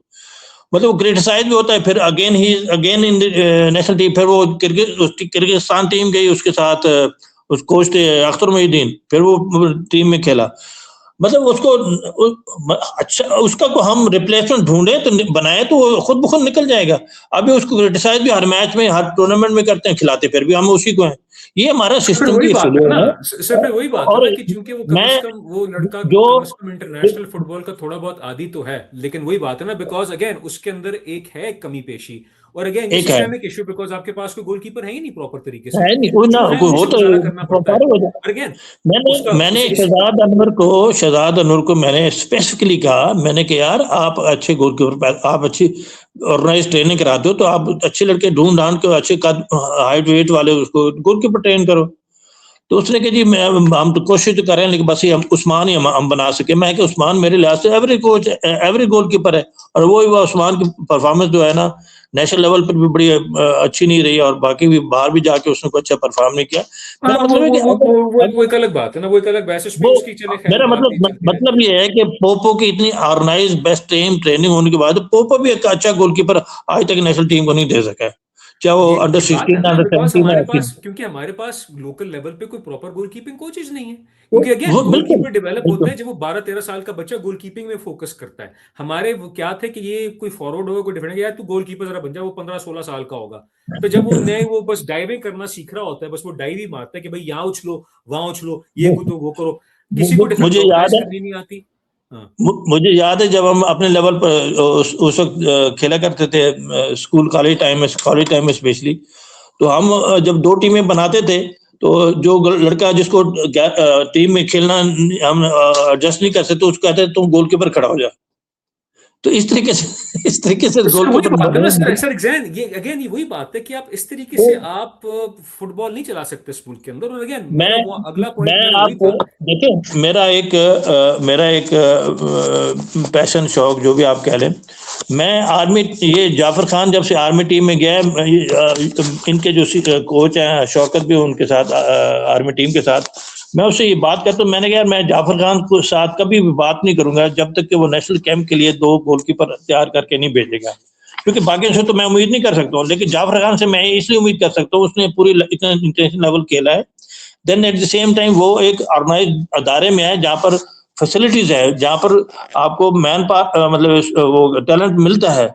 क्योंकि आर्मी में शायद आपको आइडिया होगा कि हमारा अंडर 15 कंपटीशन भी होता है, हमारा अंडर 19 कंपटीशन भी होता है। तो उसमें से अच्छे कद काट के लड़के ढूंढो, उसको 6 महीने लगाओ तो गोलकीपर बन जाता है। लेकिन मैंने कहा he has failed to deliver in the sense कि आर्मी के लिए कोई अच्छा गोलकीपर पैदा नहीं कर सका, और नेशनल कैंप में एक भी गोलकीपर आर्मी का नहीं है। तो मैं पिछले फिर एक सिस्टेमिक इशू है ना, फिर एक सिस्टेमिक इशू है जिसके अंदर कोई एक इदारा नहीं कर सकता। इसके अंदर प्रॉपर तरीके से, क्योंकि जो प्लेयर डेवलप होता है वो डेवलप होता है लोकल कोचेस, लोकल क्लब्स और लोकल ग्रास रूट्स लेवल के अंदर, जो हमारे पास नहीं है। जो एक आध क्लब है उनका प्लेयर आ जाता है सामने, लेकिन अगेन इंटरनेशनल फुटबॉल पे और लोकल फुटबॉल में जमीन आसमान का फर्क होता है साथ में। और ऊपर से वही बात है, जिस तरह आपने भी थोड़े कुछ देर पहले अर्ज किया था कि जिन बेचारे प्लेयर से यूथ लेवल पे कुछ खास नहीं हो सका, इस लेवल पे अंडर 16 अंडर 17 लेवल पे, मुसलसल आपको एग्जांपल देता हूं, हमने कम से कम 3 मुसलसल साल अंडर 17 अंडर 16 लेवल पे, सैफ लेवल पे हम बांग्लादेश से हम हारे सेमीफाइनल के अंदर। सेमीफाइनल में मुसलसल हम हारे बांग्लादेश से। बांग्लादेश के पास, मैं ये नहीं कह रहा कि बांग्लादेश कोई बहुत जबरदस्त फुटबॉल नेशन है, वो भी हमारी तरह के ही है। फर्क इतना है कि उनके पास एक लीग स्ट्रक्चर है, उनके पास एक क्लब कल्चर है, वहां लोकल कोचेस का भी रुतबा है, वहां सब कुछ है, लेकिन वो भी एक हद से ज्यादा ऊपर नहीं जा सकते। वो आप भी जानते हैं, वो भी जानते हैं, वो हम भी जानते हैं।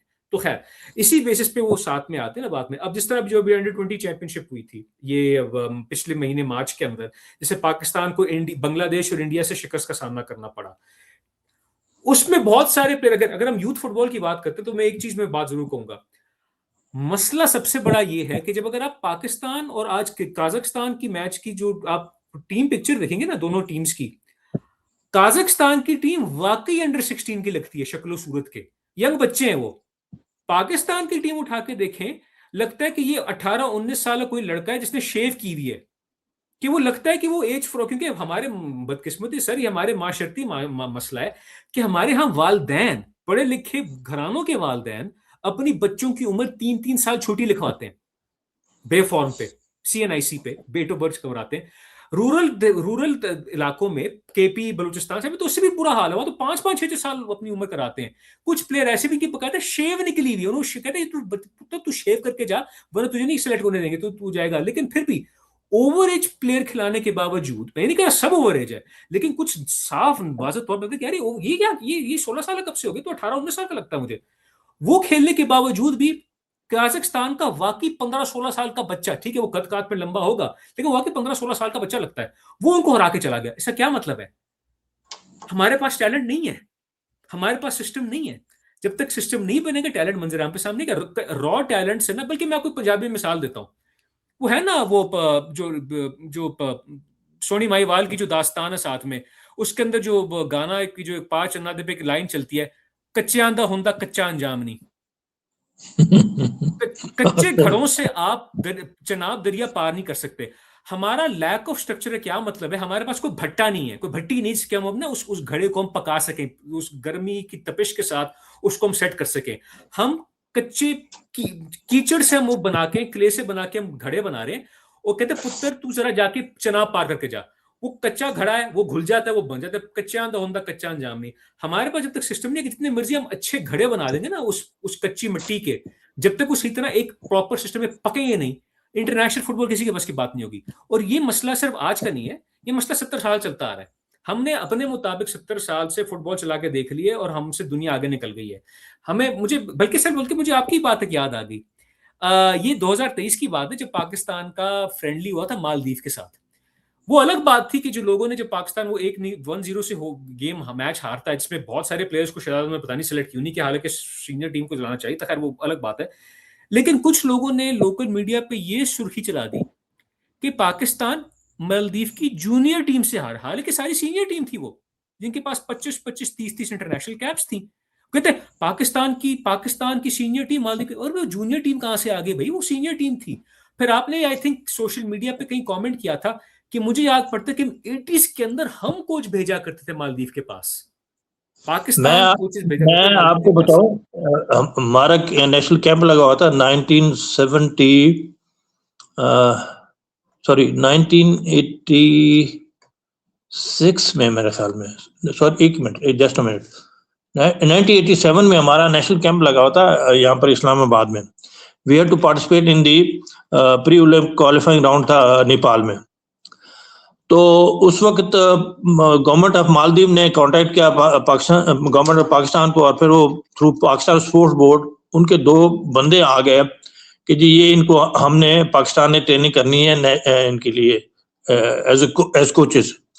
तो वो उस वक्त हमारा नेशनल कैंप, चूंकि स्पोर्ट बोर्ड में, तो स्पोर्ट बोर्ड ने वो दोनों कोचेज हमारे पास भेज दिया, और हमने मतलब मैं उस वक्त मैं था और यूनुस राना थे हमारे नेशनल टीम के कोच। हम दोनों ने मिलके उन दोनों दोनों मालदीव के कोच की ट्रेनिंग हमने टू स्टार्ट विद की। और फिर उस वक्त उनके बाद जब 1989 में साउथ एशियन गेम्स हुई, तो उसमें मालदीव की team for the first time participate किया था। और उनका जो मैनेजर था, वो उनका जनरल सेक्रेटरी भी था, बड़ा यंग सा लड़का था, अच्छा लड़का, मेरी उससे बड़ी अच्छी गपशप भी होती थी। तो मैं उनको ये कहता था, मैंने कहा आया पाकिस्तान फुटबॉल फेडरेशन, जितने भी आप चाहेंगे हम आपको मदद करेंगे, आप अपने कोचेज भेजें, या आपको कोई ऐसे बंदे चाहिए। और वही मालदीव है जो आज हमें पकड़ा ही नहीं देता, सिर्फ ये कि उन्होंने अपना सिस्टम सेट कर लिया है, उसके मुताबिक वो चल रहे हैं। हाँ, क्योंकि सबसे बड़ी बात है ना, क्योंकि वो एक छोटा सा मुल्क है, आबादी की कम है, ठीक है, वो रकबे में भी लिहाज से कम है, लेकिन उन्होंने अपनी प्रोफेशनल लीग एक चलाई हुई है। प्रोफेशनल लीग से क्या होता है कि प्रोफेशनल लीग के अंदर आपके प्लेयर्स को, किसी भी प्लेयर को एक रेगुलर कंपटीशन मिलता है, रेगुलर ट्रेनिंग मिलती है, रेगुलर एक्सरसाइज, डाइट, रेस्ट का सारा सिलसिला होता है, जो हमारे पास नहीं था। यहां तक कि सर माजरत के साथ, जब हमारी पाकिस्तान प्रीमियर लीग भी थी, मैं लीग पे थोड़ी देर में आता हूँ, लीग भी थी, सही। तो वो 3 महीनों में खत्म होने में, बस जल्दी जल्दी यार मुकाओ उसको यार। हम हर हफ्ते में दो, हर तीन के तीन मैच आता कि यार किस तरह इस लीग को मुकाएं। जो हमें करना चाहिए था तसल्ली के साथ लॉन्ग टर्म, हमने बस जल्दी में मुका था कि यार मुकाओ इस लीग को, 2 महीने में macaw macaw macaw macaw macaw. उससे क्या होता था, प्लेयर को इंजरी हो जाती थी, प्लेयर किसी डेवलपमेंट इतना अरेस्ट होता ना होता, जब वो वही प्लेयर पे जाता नेशनल टीम में खेलने के लिए, उसकी बस की बात नहीं होती थी। तो अगेन मालदीव्स ने अपने सिस्टम को बेहतर किया। अगेन ये शो करता है, अगर आपके पास टैलेंट ना भी हो या कम हो, सिस्टम अगर आपका अच्छा है ना, इवेंचुअली आप एक लेवल तक अच्छा पहुंच जाते हो।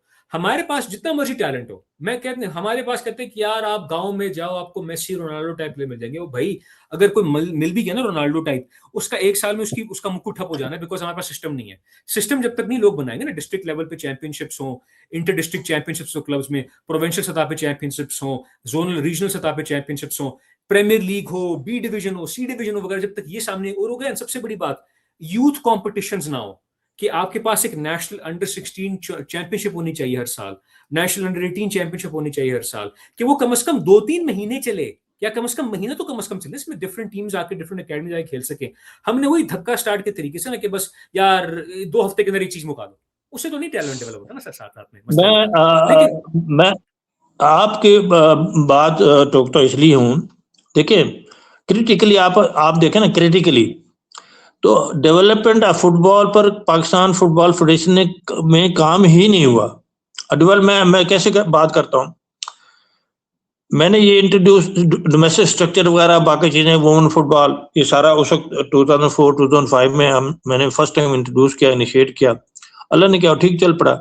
अब उस पर हमें उसको फर्दर डेवलप करना था, और उसके कई स्टेजेस हैं।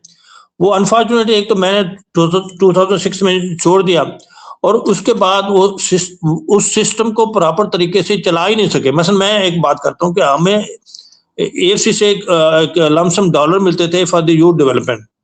तो मैंने क्या कि पूरे पाकिस्तान में 12 कोचेज उस पर लगा दिए, उनको पता नहीं महीने का शायद $100 मिलते थे, कितने मुझे अभी एग्जैक्टली याद नहीं।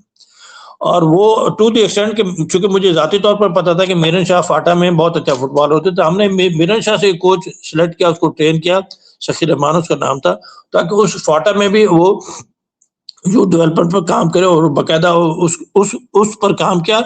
उसका रिजल्ट ये निकला कि मैं असल में एग्जैक्टली डोंट रिमेम्बर 2017 था या क्या साल था, हमने साफ कप में अंडर 16 में इंडिया को 2 दफा हराया, पहले पूल में हराया, फिर फाइनल में हराया, ठीक है, उसका रिजल्ट। लेकिन देर आफ्टर उसका जो डेवलपमेंट ऑफ फुटबॉल पर जो काम हो रहा था वो डिस्टर्ब हो गया, बल्कि खत्म हो गया। और स्पेशली जब 2015 के बाद तो टोटल पूरा फुटबॉल ही तबाह हो गया। फिर उसके बाद वो 2019 में एनसी आ गई, फिर उसके बाद चेंज होगी, दूसरी एनसी आ गई, और फिर वो आज लेकिन अभी मसला ये है कि हमने अभी तक वो उससे सबक नहीं सीखा है, उससे सबक नहीं सीखा है कि इतना अर्थ कि हम फुटबॉल फेडरेशन की तबाही भी हमने की, और बैन भी हुआ फुटबॉल फेडरेशन के कितने साल। तो उसके बाद कम से कम अभी जब फीफा ने इलेक्शन कराए हैं, और फीफा के इलेक्शन के बाद दुनिया के सामने एक प्रेसिडेंट बन गया है, तो उसको प्रेसिडेंट को कम से कम 1 साल तो काम करने दो।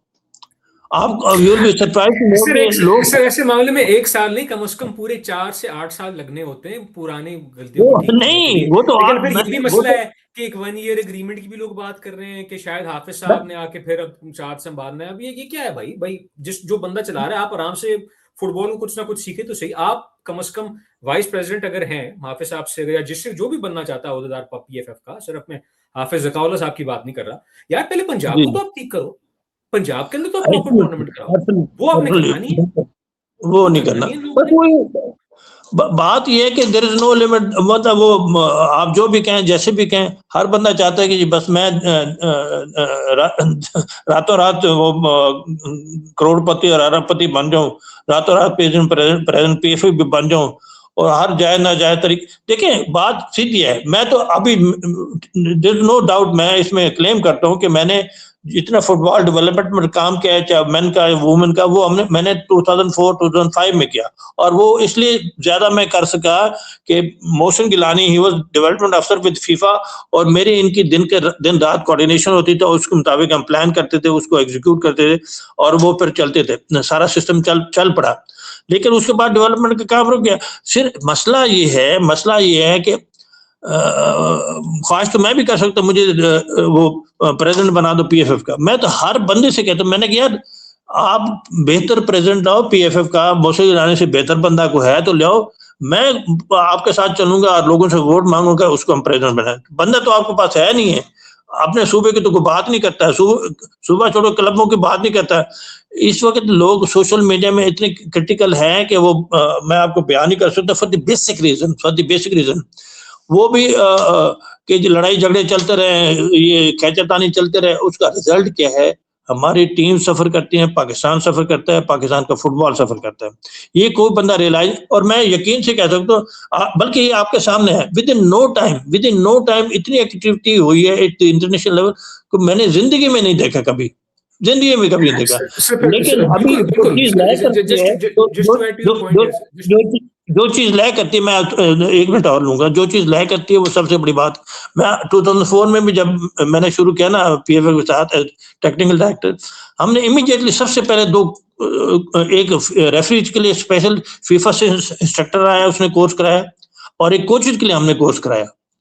ये उसी कोर्स की पैदावार है, गोर जमान, ये शहजाद अनवर वगैरह और इस तरह के बाकी भी निकले इमीडिएटली। और उसके बाद हमारा जो है ना मतलब ये जो वुमेन डेवलपमेंट हुई फुटबॉल के लिए, ये इंसिडेंटली ये 2005 से हमने शुरू किया। ये इस वक्त जो मिसेज औरकज़ई हैं, जो इस वक्त वुमेन डेवलपमेंट को लुक आफ्टर कर रही है, माशाल्लाह बड़ी पढ़ी लिखी हैं, यूएन में भी काम किया है, वो इसको लुक आफ्टर कर रही हैं।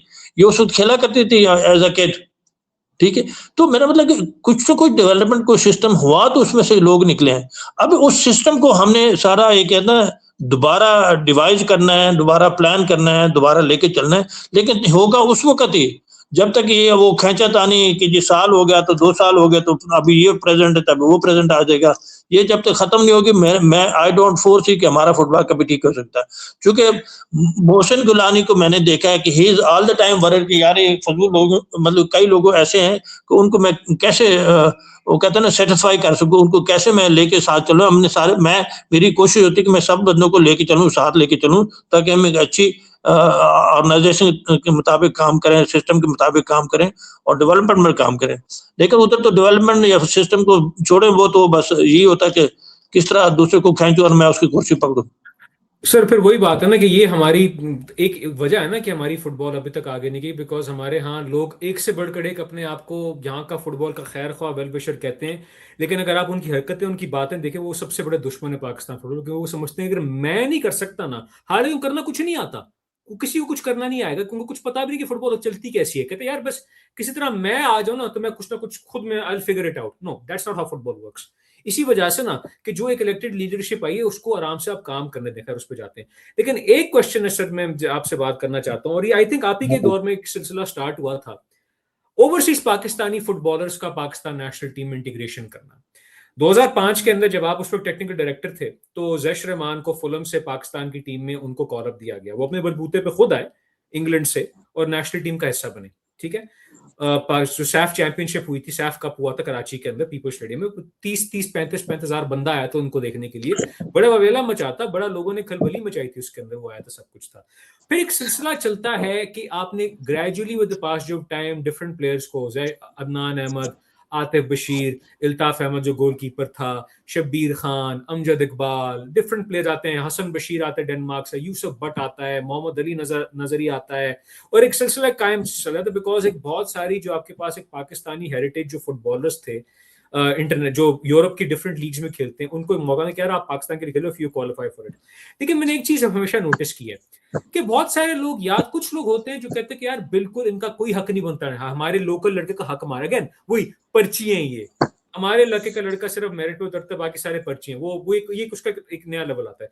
लेकिन दूसरी एक टेक आती कि यार हमें 3-4 से ज्यादा नहीं चाहिए, 3-4 से ज्यादा नहीं चाहिए, इसके बाकी सारा लोकल होना चाहिए। तो मेरा उनसे हमेशा सवाल होता है, अगर आपने 3 या 4 से ज्यादा रखने, बस 15 साल पहले हम यही करते थे, जब तारिक लुत्फी साहब का दूसरा दौर था 2010-11 के अंदर, तो उन्होंने कहा कि यार 3-4 से ज्यादा नहीं मुझे चाहिए, और नतीजा देख रहे रिजल्ट्स क्या थे, वो हमारे सामने थे। हमने वर्ल्ड कप क्वालिफायर्स में हम बांग्लादेश से बहुत बुरी तरह हारे, सैफ चैंपियनशिप में हमने कुछ खास नहीं किया 2011 में, तब तक तो खैर लुत्फी साहब थोड़े चले गए थे। ओलंपिक क्वालिफायर्स के अंदर अंडर 21 टीम थी, वो भी हम मलेशिया से हम हार गए थे साथ में। तो किसी कोच ने अपनी जिम्मेदारी कबूल नहीं की, यार सॉरी गाइस, आई मेस्ड अप, मुझसे गलती होगी, I learn from my mistakes. तो ये जो हमारे को ऑब्सेशन है, क्या 3-4 से ज्यादा नहीं होनी चाहिए।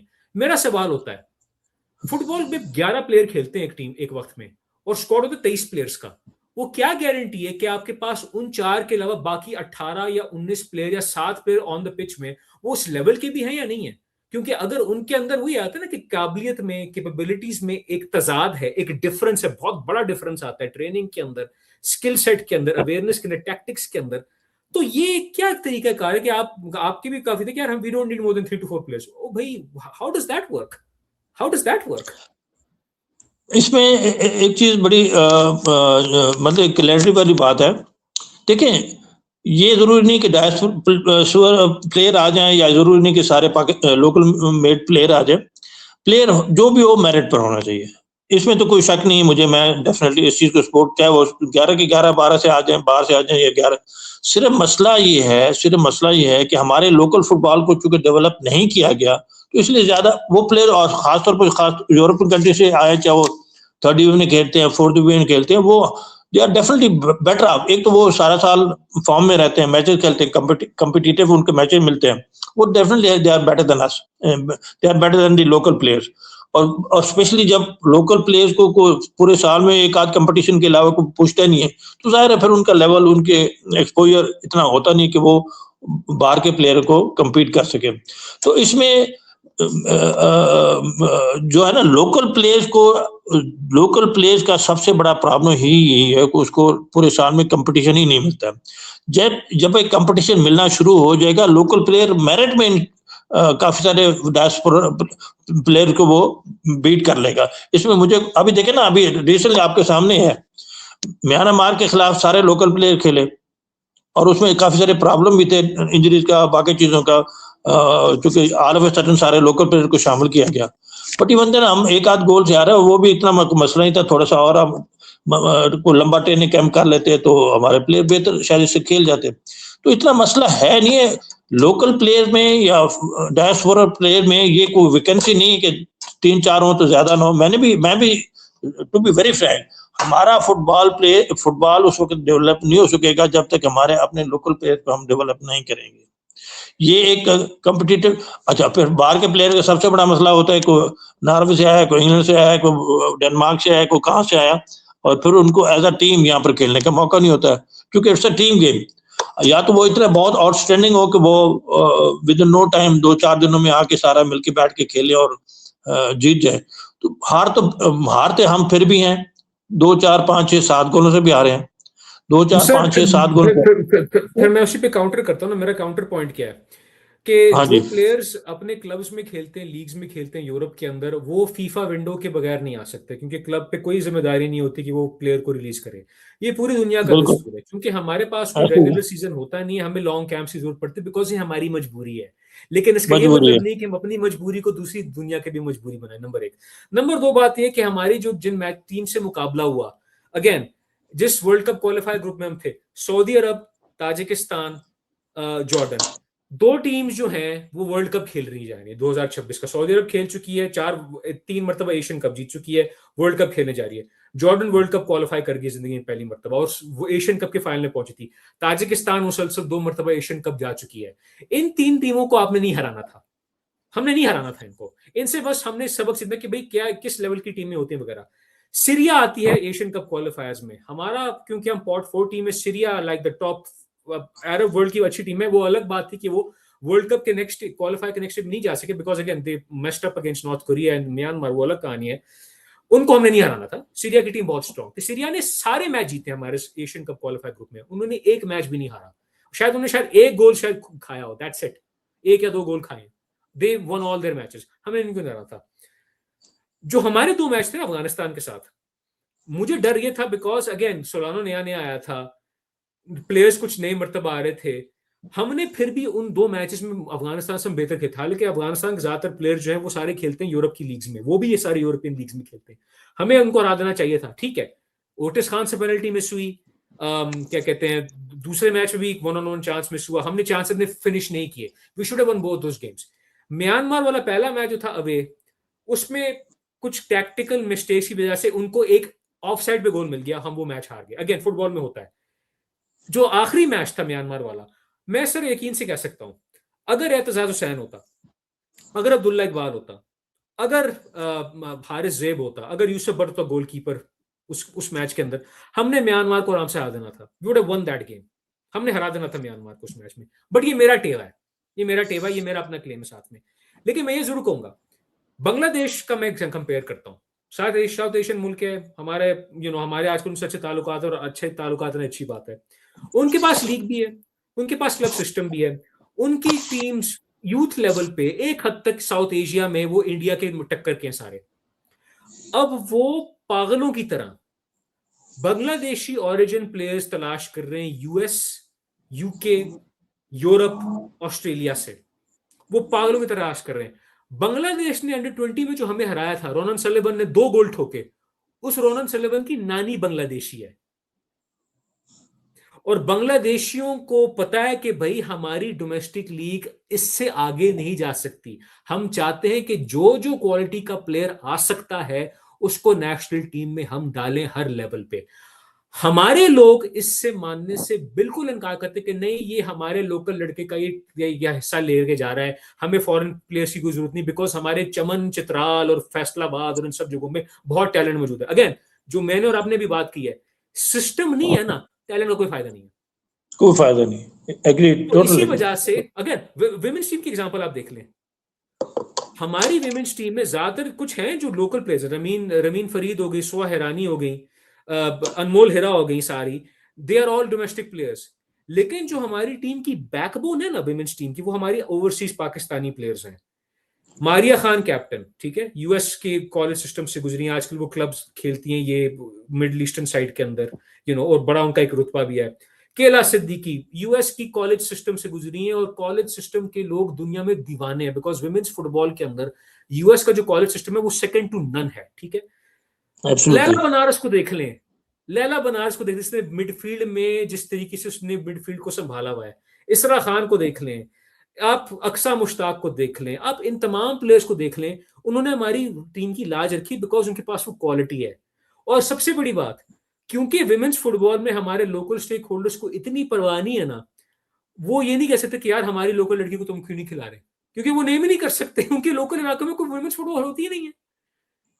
ऐसे ही तो जब हम विमेंस टीम कर सकते तो मेंस के साथ भी करना पड़ेगा, बिकॉज अगेन अगर हम चाहते हैं ना शॉर्ट टर्म हम थोड़ी बहुत सक्सेस हासिल कर सकें, हमें इन डायस्पोरा प्लेयर्स को, अच्छे डायस्पोरा प्लेयर हर एक को बुलाओ, जहां हमें जरूरत है किस पोजीशन में उनको लाएं, और आप जितने मैचेस करा सकते कराएं। बिकॉज अगेन हमें मैच मिलने का मौका मिलता है फीफा विंडोज में। हमने कितनी पता नहीं कितने नजर कितनी फीफा विंडोज गए कि हम फ्रेंडली हमसे नहीं हुआ, हमने 3 साल से कोई फ्रेंडली नहीं खेला मेंस टीम ने। फ्रेंडलीज में आप एक्सपेरिमेंट करते हो कि यार मैं फलां प्लेयर को ला रहा हूं, जरा हम इस फॉर्मेशन को ट्राई करते हैं, चलो हम इसके खिलाफ खेलते ताकि हम इस टीम को हरा सकें। अगर हमारे साथ बिफर्स भूटान से फ्रेंडली होता, ब्रुनाई से फ्रेंडली होता, लाओस से फ्रेंडली होता इन मैचेस में, हमारी टीम एक शेप आ जाती कि हमें पता है कि हमारी टीम की स्ट्रेंथ और वीकनेस क्या, हम स्ट्रेंथ को किस तरह मैक्सिमम वीक कर सकते हैं। हम एक्सपेरिमेंट कब करें? सीरिया के खिलाफ, अफगानिस्तान के खिलाफ, म्यांमार के खिलाफ, मतलब कंपेरेटिव फिक्सचर के अंदर सर। तो जैसे कहते हैं ना थक्का, वो कहते हैं ना कि कंपेरेटिव सर, शुक्र करें कि और हारून हामिद ने वो कंबोडिया के खिलाफ वो गोल कर दिया, वरना कोई मैचेस भी नहीं मिलते। अल्लाह भला करे हारून एग्जैक्टली। हामिद का कि जो उस लड़के ने गोल स्कोर किया दिना स्टेडियम में 17 अक्टूबर 2023 को वर्ल्ड कप क्वालिफायर से, पाकिस्तान ने पहली मरतबा वर्ल्ड कप क्वालिफिकेशन जीती है। हारून हामिद ने वो करके दिखाया जो काजी मोहम्मद अशफाक, अल्लाह उनके दर्जात बुलंद करे, वो नहीं कर सका। सही। वो नहीं कोई वर्ल्ड कप क्वालिफायर जीत सके भाई अपने दौर के अंदर, हारून हामिद ने वो कर दिखाया। ऐसा क्या मतलब है कि आपको उन प्लेयर्स की जरूरत है, फ्रेंडलीज करें, टूर्नामेंट्स खेलें, प्रॉपर एक प्लानिंग के साथ जाएंगे तो फिर टीम आगे बढ़ेगी साथ में। खैर ये बात होगी साथ में, ठीक है। आप भी मानते हैं, मैं भी मानता हूं, जब तक सिस्टम बेहतर नहीं होगा, जब तक हम प्रॉपर प्रोफेशनल बुनियाद पे फुटबॉल को आगे नहीं लेके जाएंगे, बात नहीं बनेगी। एक आखिरी सवाल बिल्कुल। पूछना था सर आपसे, फिर मैं इस कॉल को कंक्लूड करता हूं। जी जी। सुनने में आ रहा है कि आपका नाम भी पीएफएफ की टेक्निकल डायरेक्टर के ओहदे के अंदर शायद आपको कंसिडर किया जा रहा है, ठीक है। अच्छा, आपके पास आप बड़े अच्छे करीब हैं मोहसिन गिलानी साहब के, पीएफएफ प्रेसिडेंट के, वो आपको अपना मुशीर भी तस्लीम, मेरे ख्याल से तस्लीम कर, आपकी पुरानी वाकफियत उनके साथ। आपके फर्जंद उमैरुल्लाह पीएफएफ में बड़े आला ओहदे पे फाइज भी हैं, अल्लाह उनको पाकिस्तान की फुटबॉल की राह में कामयाब करे। आप एक, आई थिंक, पीएफएफ की स्टैंडिंग कमेटी के रुकन भी हैं। क्या आप वाकई में सही। से टेक्निकल डायरेक्टर वापस बनना चाहते हैं? क्योंकि 20 साल पुरानी टेक्निकल डायरेक्टर के रोल में और 2026 के टेक्निकल डायरेक्टर के रोल में बड़ा जमीन आसमान का फर्क आ गया है। अच्छा, एक चीज मैं बिल्कुल लाउड एंड क्लियर आपको बता दूं, I am not at all interested या candidate for the technical director job. बिल्कुल इसमें मुझे thank you for that, thank you for एक क्लैरिफिकेशन। वन थिंग, और लाइकवाइज मेरी डिफरेंट इंपॉर्टेंट इश्यूज पर, चूंकि मोहसिन गिलानी से सलाह मशवरा कहना है, गपशप कहना है, जो भी कहना है होता रहता है, हमने कभी इस मतलब मेरे रेफरेंस से कभी हमने इस बात को कंसिडर ही नहीं किया या डिस्कस ही नहीं किया, ना मेरी तरफ से ना उनकी तरफ से, ठीक। But definitely we are always interested कि हमें को बहुत अच्छा टेक्निकल डायरेक्टर मिल जाए। तो वो आई डोंट नो, अभी वो पाकिस्तान से मिलेगा, पाकिस्तान के सारे टेक्निकल किस्म के लोग आपके सामने, अगर आपके ज़हन में कोई बंदा आता है तो मुझे बताएं, we can talk to Mohsin Gilani. लेकिन मुझे नहीं समझ आ रही कि वेरी फ्रैंकली, बल्कि मैं आपसे पूछता हूँ, आपके ज़हन में, आप माशाल्लाह फुटबॉल को बहुत फॉलो करें, मैं आई एम रियली हैप्पी, और बाहर बैठ के भी पाकिस्तान के भी सारे फुटबॉल को मॉनिटर करते हैं, फॉलो करते हैं। आपके ज़हन में कोई बंदा है कि पाकिस्तानी जिसको हम टेक्निकल डायरेक्टर लगाएं? पाकिस्तान के अंदर अगर आपने क्वालिफिकेशन में बात करनी है तो प्रो लाइसेंस सिर्फ शहजाद अनवर के पास है, लेकिन I don't think he is the best person moving forward, because आपको बाहर से ही बंदा लाना पड़ेगा। आपको बाहर से बंदा लाना पड़ेगा जो कम से कम कोई बंदा हो जिसको कम से कम, मैं बताता हूं, कम से कम उसके पास तजर्बा हो। एक तो पहली बात, वो निस्बतन कम उम्र का हो, इन द अर्ली 40s का हो, लेट 30s अर्ली 40s, कम से कम उसके पास एक हंगर, एक डिजायर हो। प्रो लाइसेंस होना चाहिए, लाजमी प्रो लाइसेंस लाजमी होना चाहिए। प्रो लाइसेंस के बगैर फीफा एएफसी नहीं मानेंगे उसको टेक्निकल डायरेक्टर के तौर पे। बहुत सारे ऐसे बंदे हैं जो कम से कम जिनके पास एक तजर्बा है कि हम लोकल एशियन लेवल पे ना उनको समझ आए कि भाई एशियन फुटबॉल में होता क्या क्या है, किन किन एब्सोल्युटली, मसलियत का ये सामना सबसे करना बड़ा पड़ता है। मसला है, ये सबसे बड़ा जी मसला है। हाँ, कि वो कम से कम अगर एशियन फुटबॉल की मुसीबतों से, साउथ एशिया की फुटबॉल की मुसीबतों से अगर थोड़ा बहुत भी वाकिफ है ना, कि भाई उनको पता है कि भाई कोचिंग एजुकेशन में क्या करना चाहिए, यूथ डेवलपमेंट के अंदर हमें नेशनल टीम की जो कोचेस हैं, यूथ एज ग्रुप टीम्स हैं, अंडर 16, अंडर 17, अंडर 18 लेवल पे, उनका क्या प्रोग्राम होना चाहिए, कंपटीशन कैसे प्लान करने हैं, किस तरह लोकल स्टेक होल्डर्स को एंगेज करके प्रॉपर ग्रास रूट पे फुटबॉल करनी है, वो करना पड़ेगा। कैंडिडेट्स हैं, बिकॉज मुझे भी याद पड़ता है पीएफएफ ने टेक्निकल डायरेक्शन की कैंडिडेट की पोजीशन की ओपन की थी और कई लोगों ने अप्लाई किया था। I don't know the names कि कौन लोगों ने अप्लाई किया, लेकिन पता चला था कि कोई किसी ने जापान से अप्लाई किया, किसी ने यूरोप से अप्लाई किया, इंग्लैंड से अप्लाई किया, बिकॉज एक इंटरेस्टिंग पोजीशन है। तो जो उन लोगों में से लोगों में आए हैं, आई थिंक नॉर्बर्टो सोलानो ने भी ओरिजिनली उस पोजीशन के लिए अप्लाई किया, लेकिन हमने उसको नेशनल टीम में पोस्ट लगा दिया, वेल एंड गुड। लेकिन जो बाकी जो प्लेयर्स लोग थे ना उस लिस्ट में से, कोई यूरोप से होगा, कोई जापान से होगा, तजर्बा है उनके पास। जापान से बेहतर एशिया में इस वक्त यूथ डेवलपमेंट पे कोई काम नहीं कर रहा। जापान पाए सबके, ये कहते हैं ना फन्ने खान, वाकई फन्ने खान है एशियन फुटबॉल के जापान वाले जो है। कोई जापानीज बंदा हो जिसको कम से कम अंग्रेजी अच्छी आती है, उसको अपॉइंट कर ले और उसको कहें कि भाई तेरे पास 3 साल है। मेरी अपनी एक राय है, आई डोंट नो अभी उसमें आप उसको कैसे देखते हैं या प्रेजेंट पीएफएफ कैसे देखते हैं। मैं हमेशा कहता रहता हूं कि बाहर से बंदा नेशनल कोच आ जाए, यूथ कोच आ जाए, वो फिर भी हमें काम दे जाएगा, उसको थोड़ा बहुत हम असिस्ट करके चला सकते हैं। नेशनल टेक्निकल डायरेक्टर जो है ना, वो डेफिनेटली वो बहुत अच्छे क्वालिफाइड भी हैं, बहुत अच्छे उसके फुटबॉल का उनको तजर्बा भी होगा, सब कुछ होगा, लेकिन फुटबॉल की डायनामिक्स जो पाकिस्तान फुटबॉल फेडरेशन की, वो एक अजीब सा उसमें वो कहते हैं ना कि घटसमा मचा हुआ है कि वो उस बंदे को आके समझने में it will take some time, ठीक है। अनलेस को हम अच्छा कोई ऐसा बंदा उसके साथ लगाएं जो उसकी जरूरत के मुताबिक ब्रीफ भी करे और गाइड भी करे, ताकि वो हमारा with in minimum possible time हम अपना टेक्निकल डिपार्टमेंट को ज्यादा देखिए। हमारी एफिशिएंसी जो है, हमारा फुटबॉल जो है ना, वो सारा चलेगा टेक्निकल डिपार्टमेंट पर। जितना अच्छा टेक्निकल डिपार्टमेंट काम करेगा, उतना ही सारा सिस्टम हमारा ठीक हो जाएगा, सब चीजें ठीक हो जाएगी। मैं आपको बड़ी उससे कह रहा हूँ, जो आपने बात की ना शहजाद अनवर की, Shahzad Anwar in my opinion, मेरा वो बरखुरदार भी है, मैंने उसको शुरू से फुटबॉल में लगाया, वो उसका रिकॉर्ड भी बड़ा करता है, but then at the same time जो वो स्पेड है, उसको मैं स्पेड जरूर कहूँ। Shahzad Anwar is a very good trainer, but some और द अदर उस नेशनल लेवल की जब आप टीम की कंपटीशन की बात करते हैं, या ड्यूरिंग जैसे कहते हैं कि 11 खिलाने हैं, फिर उसको सब्स्टिट्यूट करना, ये चीजें, ये बहुत बहुत मुश्किल काम है, और उसके बड़ा दिलेरी का काम करना पड़ता है। कभी हम बात होगी इससे पर हम बात करेंगे। सो इस वक्त टेक्निकल डायरेक्टर के लिए मेरी भी राय ये है कि पाकिस्तान में इतना कोई कॉम्पिटेंट बंदा नहीं है जिससे हम उम्मीद कर सकें कि वो जमीन से उठा के हमारे टेक्निकल डिपार्टमेट को आसमान पर ले जाएगा और फिर हम आगे करेंगे। दूसरी बात, हमारे कोचेज में एक बहुत बड़ा मसला है, हमारे नेशनल लेवल के कोचेज में बहुत बड़ा मसला है। वो सारे कहते हैं कि मैं अकले कुल हूँ, सब ये कहते हैं मैं अकले कुल हूँ, मेरे से ज्यादा अक्लमंद बंदा ही नहीं है। बिल्कुल। मैंने इन सारों को कहा है, मैंने कहा यार खुदा के वास्ते तुम 2-3 कोच तो इकट्ठे हो जाओ ना। दो ठीक है, एक अच्छा होगा ट्रेनिंग में, अच्छा होगा एक मैच में, अच्छा होगा एक उसमें नहीं, वो उनकी कोशिश है कि बस मैं ही अकेले को लूं, बस मैं हूं, बाकी सारे उल्लू के पट्टे। तो ये एक बड़ा एक गलत एटीट्यूड है उसमें, फिर वो है। लेकिन इस वक्त जो ये बातें बड़ी अहम है, इस पर काफी हम बहस भी कर सकते हैं, लेकिन सबसे बड़ी जो इमीडिएटली हमें जरूरत है वो ये है कि हम अपने कोचेस की क्वालिफिकेशन को बेहतर करें। कोचेस की अच्छा, अभी हमारे ये एक बड़ी मसला है, हमारे पास ए लाइसेंस तो बहुत ज्यादा है, उनके पास तो टीमें नहीं है। भाई जब वो टीम ही नहीं है उनके पास, कोई नेशनल लेवल की टीम नहीं है, कोई नेशनल लेवल का क्लब नहीं है, तो वो कैसे अपने आप को बेहतर कर लेंगे, कैसे अपने आगे क्वालिफिकेशन को बेहतर करेंगे। इसमें 90% ए लाइसेंस कोचेस के पास अपनी टीम नहीं है, अभी उसका क्या हल करें हम, ये सबसे बड़ा मसला है।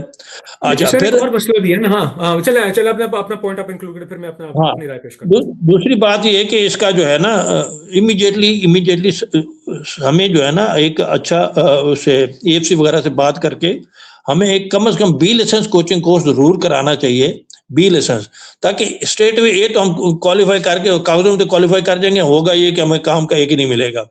कम से कम बी लाइसेंस कोचेस को हम अच्छा कोई नए भी आ जाएंगे, कोई पुराने सी लाइसेंस आ जाएंगे, वो कर करा के अच्छे कॉम्पिटेंट एक हमारा 8-10 बी लाइसेंस कोचेस भी मिल जाए, जो लोग विद द पैसिव टाइम हम आगे भी क्वालिफाई कर सकते हैं।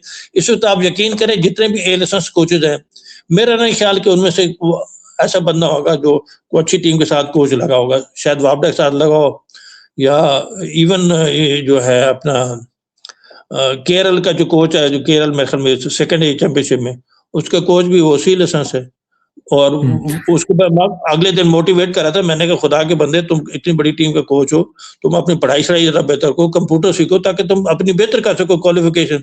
इससे मैंने कहा मैं अगर मेरे पास में हो तो मैं बी लाइसेंस उन लोगों को कराऊंगा जिनको कंप्यूटर आता होगा। ये शहजाद अनवर वगैरह आप पूछे ना, ये 2004 में मेरे पास आए, 2004 में शहजाद अनवर, गौर, ये बाकी जो इनके आगे पीछे कोच थे, मैं इन सबको कहता था, मैंने कहा खुदा के बंदे सारे काम छोड़ो, कंप्यूटर सीखो if you want to be a good coach. तो जिन्होंने कंप्यूटर पिकअप किया वो उसका हैंडलिंग आ गई, शहजाद भी है, गौर भी है, इस तरह नासिर इस्माइल वगैरह आगे निकल गए, बाकी सारे पीछे रह गए। ये चीज कोई रियलाइज नहीं करता, सारे तैयार हो जाते हैं जी। मुझे 10 बंदों ने कहा सर जी मैंने नेशनल टीम का कोच लगा दो। मैं कह यार क्यों, कि जी वो फलाना भी लगे। मैं क्या फलाना लगे, मैं उसका जिम्मेदार हूँ, लेकिन मैं तो किसी ऐसे बंदे की सिफारिश या उसका नाम नहीं लूंगा जो मेरे हिसाब में मेरे मेयार पर नहीं आता है।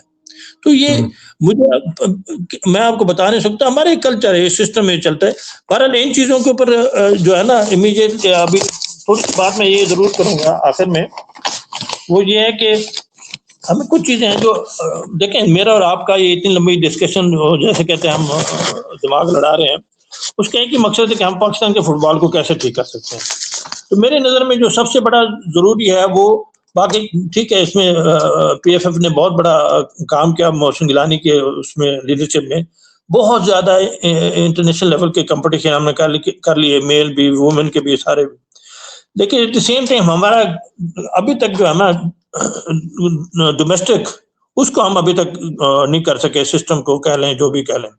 इस तरह यूथ डेवलपमेंट मैंने, बल्कि सही बात है, मैंने प्रेसिडेंट को ये कहा, मैंने कहा जी इस वक्त सबसे अच्छे सबसे सस्ते कोच जो एशिया में है वो हमें मिल सकते हैं ईरान से।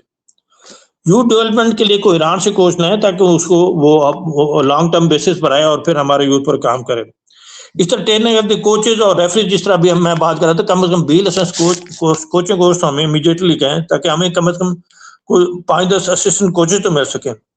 और हाँ, जो इस आज के डिस्कशन का सबसे मेन टॉपिक था वो हमारा गोलकीपर था कि अभी हमारे अंडर 16 में हमारे पास गोलकीपर नहीं है, तो what to talk of the under 19, under 20 या अंडर 23 या सीनियर टीम के लोग कोचेज, सॉरी गोलकीपर कहाँ से आएंगे, ये सबसे बड़ा सवाल है। मैं बल्कि प्रेसिडेंट से भी बात की, मैंने कि एक स्पेशल कैंप लगवाए जिसमें सिर्फ और सिर्फ गोलकीपर्स का ट्रेनिंग कैंप हो, और उसके लिए भी बल्कि बेहतर होगा कि हम कोच बाहर से लाएं। पर ये चंद एक बातें, ये मोटी मोटी बातें तो मैंने कर दिया, भाई डिटेल में there are so many other thing to conduct.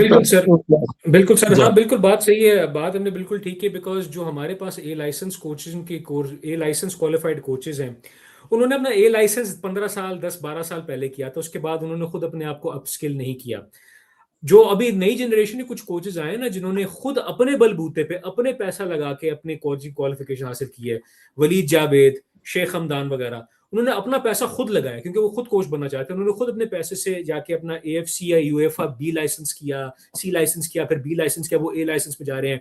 Adeel risky ने भी अपनी तरफ से ए लाइसेंस के लिए वो क्वालिफाई कर गया है, A licence, he has an AFC A licence now as well.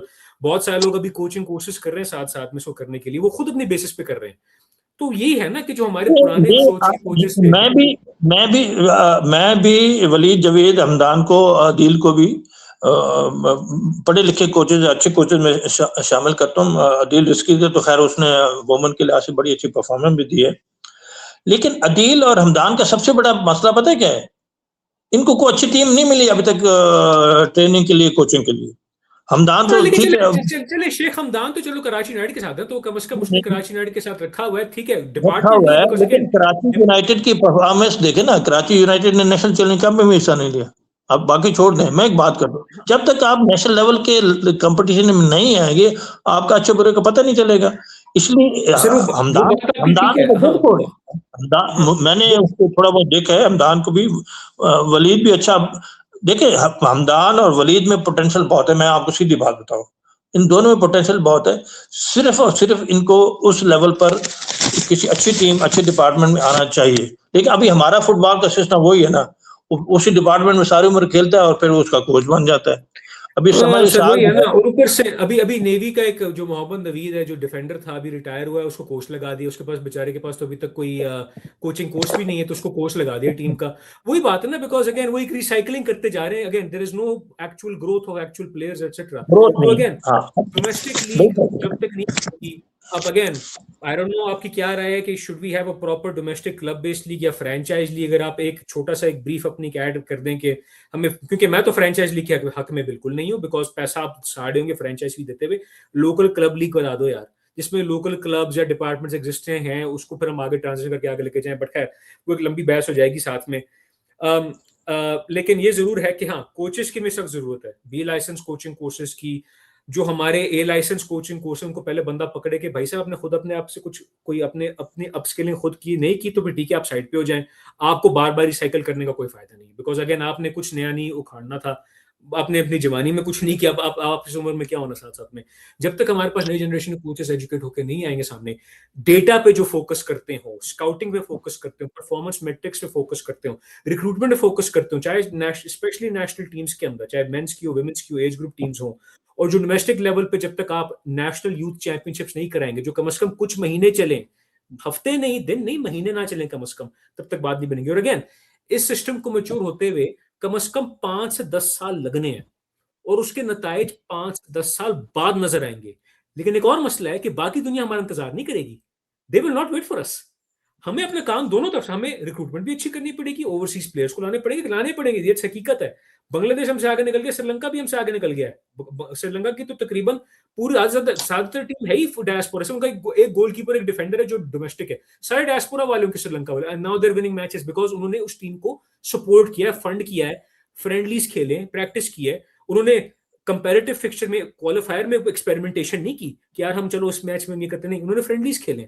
शुक्र इस बात का है कि पाकिस्तान की अब टीम जा रही है मालदीव में 4 नेशन टूर्नामेंट खेलने ये मई के शुरू में। ये बहुत अच्छी बात है, खुशाइन बात है। विमेंस टीम को भी फ्रेंडलीज की जरूरत है ताकि हम इस टीम को आगे बिल्ड कर सके। मेंस को भी जरूरत है, एज ग्रुप टीम्स को जरूरत है। ये अच्छी बात है। यूएफए अंडर 16 डेवलपमेंट टूर्नामेंट खेलने गए। मार पड़नी है सारे बच्चों को। अगला मैच हमारा रशिया से है। रशिया ने अजरबैजान को 5-0 हराया है आज सुबह। रशिया हमारा तो भूकस निकाल देगी। लेकिन ठीक है, हिम्मत नहीं हारनी यार। जो आपको टैक्टिक्स दिए गए उसको रखो, एंजॉय द मोमेंट। गालियां सोशल मीडिया पढ़ते रहेंगे, आप जो मर्जी कह दे। बिकॉज अगर आप एक किसी कमेंट के बंदे की आप लाइक करें, वैसे ही आपको पर्ची कहना है, भाड़ में जाए सारे यार वो।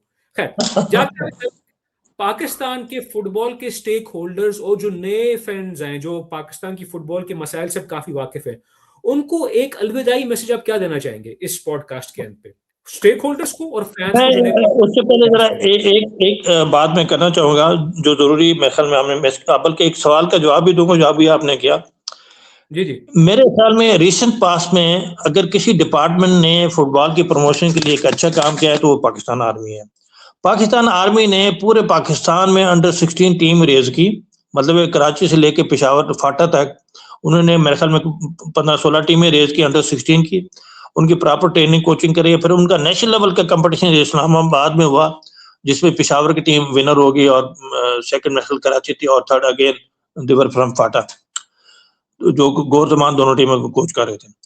तो मकसद ये कि ये इतने एक डिपार्टमेंट ने इतना एफर्ट की कि पूरे पाकिस्तान में उन्होंने एक इतना बड़ा कंपटीशन अंडर 16 का प्लान किया और उसको ऑर्गेनाइज किया, कंडक्ट किया, और अल्टीमेटली उसमें से टीम उसी में से लड़के काफी सिलेक्ट किए जो अभी इस अंडर 16 उसके लिए गया हुआ चैंपियनशिप के लिए कजाकिस्तान। उससे पहले ये लड़के कहीं और भी कंपटीशन के लिए गए थे, मेरे किर्गिस्तान वगैरह भी गए थे। तो एक बड़ा अच्छा है अगर सारे डिपार्टमेंट इस तरह अपनी अपनी अंडर 16 टीम्स को मेरे ख्याल में कंपटीशन कराए या टीम ही कम से कम बना लें, तो ओवरऑल अंडर 16 टीम जब डिपार्टमेंट्स के आ जाएंगी तो वो अल्टीमेटली वो कंट्रीब्यूट करेंगे नेशनल टीम्स के लिए।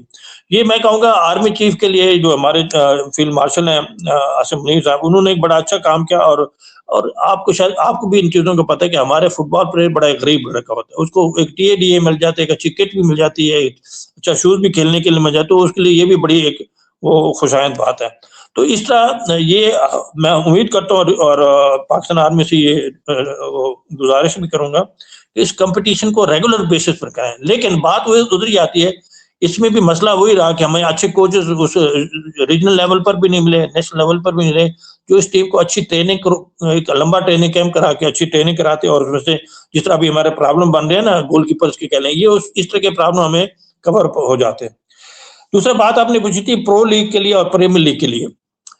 अभी इसका कोई जैसे कहते हैं ना कि premier league sorry pro league कैसी होगी और क्या होगी, कितना ड्यूरेशन होगा, क्या सिस्टम होगा, अभी तो क्लियर नहीं। लेकिन मुझे जो लग रहा है कि प्रो लीग जो होगी वो ज्यादा से ज्यादा 2-3 महीने की होगी और उसमें वही होगा। इसका जो सबसे बड़ा जो मैं इसके इसलिए सपोर्ट करता हूँ कि इस वक्त हमारा जो फुटबॉल प्लेयर है उस बेचारे को कुछ मिल रहा है, वो रोजी रोटी को तंग है, अपने ब्रेड एंड बटर को तंग है। तो प्रो लीग के बहाने हो सकता है उसको कुछ ना कुछ इस तरह पैसा मिल जाए कि वो अपना साल का गुजारा कर ले, और हो सकता है उस प्रो लीग को फ्यूचर में हम बहुत अच्छे तरीके से करके एक अच्छा पैकेज मिल जाए हमारे प्लेयर्स को भी और बाकी जो हमारे फुटबॉल के कंसर्न लोग हैं। But then at the same time जो आपने बात की मैं उसको एग्री करता हूँ कि फुटबॉल की प्रमोशन के लिए पाकिस्तान में एक लंबे अरसे की लीग जरूर करानी चाहिए। और वो जो है मैंने शायद इस पर बात ऊपर भी की है, प्रेजेंट से भी शायद की है, लेकिन वो जब तक प्रो लीग का सिस्टम पता नहीं चलेगा हम उस पर खुल के बात नहीं कर सकते। लेकिन मेरी ख्वाहिश है कि जो प्रीमियर लीग है जो हमने 2004 में प्लान की थी, चूंकि वो मेरी ख्वाहिश होगी, चूंकि मैंने उसको इनिशिएट किया था 2005 में 4 में कराया, फिर 5 में कराया और 2006 में भी कराया। और उसको हर साल मैंने काफ़ी इम्प्रूव किया और बेहतर हो रही थी, फिर मैं छोड़ गया। तो इस प्रीमियर लीग के ऊपर हमें ज़्यादा फोकस करना पड़ेगा अगर हमने अपना डोमेस्टिक स्ट्रक्चर को, डोमेस्टिक फुटबॉल को बेहतर करना है। और प्रीमियर लीग के क्या कहना चाहिए, विन बोनस हो गए, प्राइज मनी हो गई, ताकि वो प्लेयर के पास पैसा जाए। प्लेयर को इंसेंटिव हो कि मैं मैच खेलूंगा तो मुझे इतना पैसा मिलेगा, मैच नहीं खेलूंगा तो मुझे पैसा नहीं मिलेगा। उसी इंसेंटिव देखिए, दुनिया का सारा फुटबॉल जो है वो चलता है इसी उस पर है कि प्लेयर को कितना पैसा मिल रहा है। ठीक है, आप इन चीजों को मेरे से बेहतर जानते हैं। So premier league, proper premier league 5-6 महीने की कम से कम प्रीमियर लीग हमें जरूर करानी चाहिए, beside the professional pro league. और at the same time PFF league जो है वो भी जरूरी है, और नेशनल चैलेंज कप भी जरूरी है, क्योंकि नेशनल चैलेंज कप में सारे वो क्या कहते हैं, प्रीमियर लीग के, पीएफएफ लीग के सारी जो बेस्ट टीमें होती हैं वो पार्टिसिपेट करती हैं। कंपटीशन लंबा तो नहीं होता, बट इवन एक बड़ा अच्छा कंपटीशन हो जाता है। उसमें हमें क्या कहते हैं, प्लेयर्स की परफॉर्मेंस कह लें, कोचेस की परफॉर्मेंस कह लें, कंपटीशन कह लें, प्लेयर के लिए इंसेंटिव कह लें, वो काफी नजर आ जाता है। तो ये चीजें हैं, ये इसको हम जितना फोकस करेंगे इंशाल्लाह चीजें बेहतर हो जाएंगी।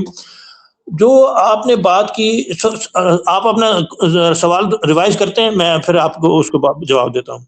हाँ तो चले, मैं थोड़ा सा कह दूंगा ना कि पहले वो सवाल करने से पहले कि हाँ, मैं तो इस फेवर में हूँ कि प्रीमियर लीग को ही अब रिवाइव करें, उसी को हम पैसा उस पर इन्वेस्ट करें, ये मेरी अपनी खैर राय है।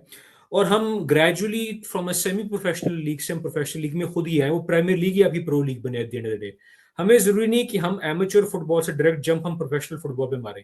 हमें चाहिए कि हम एमेच्योर लेवल पे जो फुटबॉल है उसको हम सेमी प्रो लेवल पे लेके आए, कि कम से कम प्लेयर्स को कॉम्पनसेशन मिले, उनको कुछ मुआवजा मिले और रेगुलर एक्टिविटी हो, पर आहिस्ता आहिस्ता उसमें इन्वेस्टमेंट करके, मीडिया एक्सपोजर ला के, स्पॉन्सर ला के, उसको प्रोफेशनलाइज करके वो खुद ही प्रो लीग बन जाए, वो एक अलग बात है। बहुत सारे लोग कहते हैं नहीं फ्रेंचाइज लीग जाए, लेकिन मैं उस पर बात नहीं कर रहा।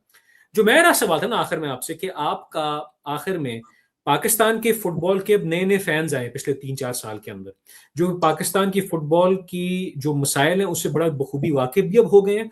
बड़े तेज बच्चे हैं, वो बड़े क्या कहते हैं ना, शातिर तरीके से वो पाकिस्तान की फुटबॉल की हर चीज को वो नोक बारीकी से देख रहे हैं कि भाई कौन फुटबॉल में क्या कर रहा है और क्या क्या बातें कर रहा है, और किस तरीके से पाकिस्तान की फुटबॉल का फायदा हो सकता है, नुकसान हो सकता है।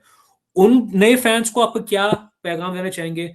और जो पाकिस्तान के फुटबॉल के लोकल स्टेक होल्डर्स हैं, जो अभी तक अपनी दकियानूसी सोच से बाहर नहीं निकल रहे, अपनी खींचातानियों से बाहर नहीं निकल रहे, और वो समझते कि अगर उनको ओहदा मिल जाए कि वही आगे जा सकते हैं, उनको आप क्या पैगाम देना चाहेंगे आखिर में? आपने बड़ी अच्छी बात की, आई एम वेरी हैप्पी। और मैं चूंकि मुझे भी पाकिस्तान में हर जगह आई एम इन टच, मेरे से इतने अच्छे अच्छे लोग, इतने पढ़े लिखे लोग, और इतने वो कहते हैं ना कि वो क्या कहते हैं, अमीर लोग जो है ना, वो मेरे से राब्ते में आते हैं कि जी हमारा बच्चे को ये चाहिए। हमारा अगले दिन मेरा एक बड़ा अच्छा दोस्त है बावल, उन्होंने मेरे से बात की, कहते हैं यार मेरा बेटा जो है ना वो फुटबॉल के अलावा मेरे से बात नहीं करता है, और माशाल्लाह he is very well off, business point of view से he is very well off. वो कहता है यार मैं जितना पैसा कहेंगे मैं खर्च करता हूँ, मेरे बेटे को फुटबॉल का शौक पूरा करा दो। तो बात वही है। फिर काफी मेरा मतलब इस तरह के there are so many people in Pakistan जो कि अपने बच्चों के लिए पैसा भी लगाना चाहते हैं, सब कुछ कराना चाहते हैं, बट पाकिस्तान में उनके लिए कोई अच्छी एकेडमी, अच्छा कंपटीशन, अच्छी ट्रेनिंग समझ इधर हम उसको नहीं प्रोवाइड कर सकते। ये मिनी फुटबॉल कह लें या जिसको आप फुटसॉल कहते हैं, उसके तो बहुत सारे इस्लामाबाद में कोर्स बने हुए, लोग आते हैं खेल के चले जाते हैं, लेकिन उसका 11 साइड में फुटबॉल का फायदा नहीं है। तो इसके लिए जिस तरह कहते हैं ना कि इतने पैशन, इतना शौक बच्चों का जो है, उसको पूरा कराने का, उस शौक को आगे ले जाने का सबसे बड़ा वही है कि इनको हम बल्कि रिसेंटली मेरी प्रेजेंट से बात हो रही थी अंडर 17, मैंने उनसे ये बात की थी, मैंने कहा अंडर 17 साफ कंपटीशन जुलाई में शायद हमने पाकिस्तान ने ऑर्गेनाइज करना है, तो उसके लिए मैंने कहा अभी से तैयारी करें, ये ना कि हम अपने घर में इंडिया बांग्लादेश वगैरह से हार जाए। तो he is also concern about it. वो कह रहे थे कि कोशिश करते हैं कि हम हर सूबे से 2-2 टीमें बुलाते हैं और इस तरह के एक कंपटीशन कर रखे, तो हर सूबे से 2-2 टीमें आएंगी, 50, 60, 70 लड़के आके खेल के जाएंगे नेशनल लेवल पर। तो एक बहुत बड़ा एक्सपोजर है उनके लिए, कोयटा से आएगा, पेशावर से आएगा, फाटा से आएगा। But I am very happy, अभी ये जो टीम गई इसमें फाटा के भी लड़के हैं, मेरे शाह के भी लड़के हैं, तो ये एक बड़ा एक खुशाइन बात है। तो इसको जो है ना, इन बच्चों के शौक को पूरा करना सिर्फ और सिर्फ पाकिस्तान फुटबॉल फेडरेशन की जिम्मेदारी नहीं है, वो जैसे आपने खुद इस बात को कहा था कि सूबे वाले क्या कर रहे हैं, डिस्ट्रिक्ट वाले क्या कर रहे हैं। ये सूबा और डिस्ट्रिक्ट वाले जब तक अपने में अच्छा एक चीज मैं बड़ा जरूर कहूंगा कि पाकिस्तान में मुझे अच्छी तरह याद है कि एक कमेटी बनी थी सेनेट की स्टैंडिंग कमेटी ऑन स्पोर्ट्स थी। वो चेयरमैन सेनेट ने खुद बनाए थे, क्योंकि बलूचिस्तान थे तो बलूचिस्तान को फुटबॉल को बहुत फोकस करना चाह रहे थे। संजरानी साहब जो थे, संजरानी साहब। तो मैं चूंकि उस वक्त एनसी में था, तो एनसी और ये कमेटी जो थी ये बड़ी खूनखार किस्म की कमेटी होती थी। ये फुटबॉल, हॉकी, क्रिकेट वालों को बड़ा पूछ-गुछ करती थी। तो डर से हमारे एनसी के लोग इसमें जाते नहीं थे। हमारे चेयरमैन भी कहते यार तू इसको जाके कर लेना। तो मुझे अच्छी तरह याद है, मैंने वो जब जा रहा हूँ उनसे मैंने एक ही बात की, मैंने कही देखिए जितने ग्राउंड्स हैं ना पाकिस्तान में, क्या वो फुटबॉल के, हॉकी के, कबड्डी के, जिसके भी, वो सारे ग्राउंड की मलकियत जो है ना वो लोकल गवर्नमेंट के पास होती है, सूबे के पास होती है। आप मुझे पाकिस्तान बलूचिस्तान के किसी कोने में कहें ये ग्राउंड आपके डिस्पोजल पर है, आप मुझे ग्राउंड डिस्पोजल पर दे दें, आज मुझे ग्राउंड दे दें, कल मेरे बंदे उधर खड़े होंगे प्रॉपर इक्विपमेंट लेके आपके बच्चों को ट्रेनिंग कराएंगे।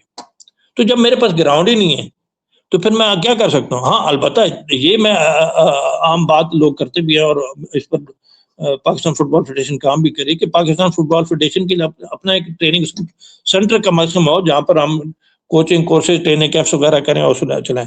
लेकिन जितने ग्राउंड्स हैं वो सारे सूबों की मलकियत हैं। बल्कि एक पंजाब में आजकल एक बड़ा, अल्लाह माफ करे, एक सिलसिला चल रहा है कि इन्होंने रेन हार्वेस्टिंग के लिए पॉन्ड्स बनाने हैं, लेक्स, छोटी मोटी लेक्स बनानी है।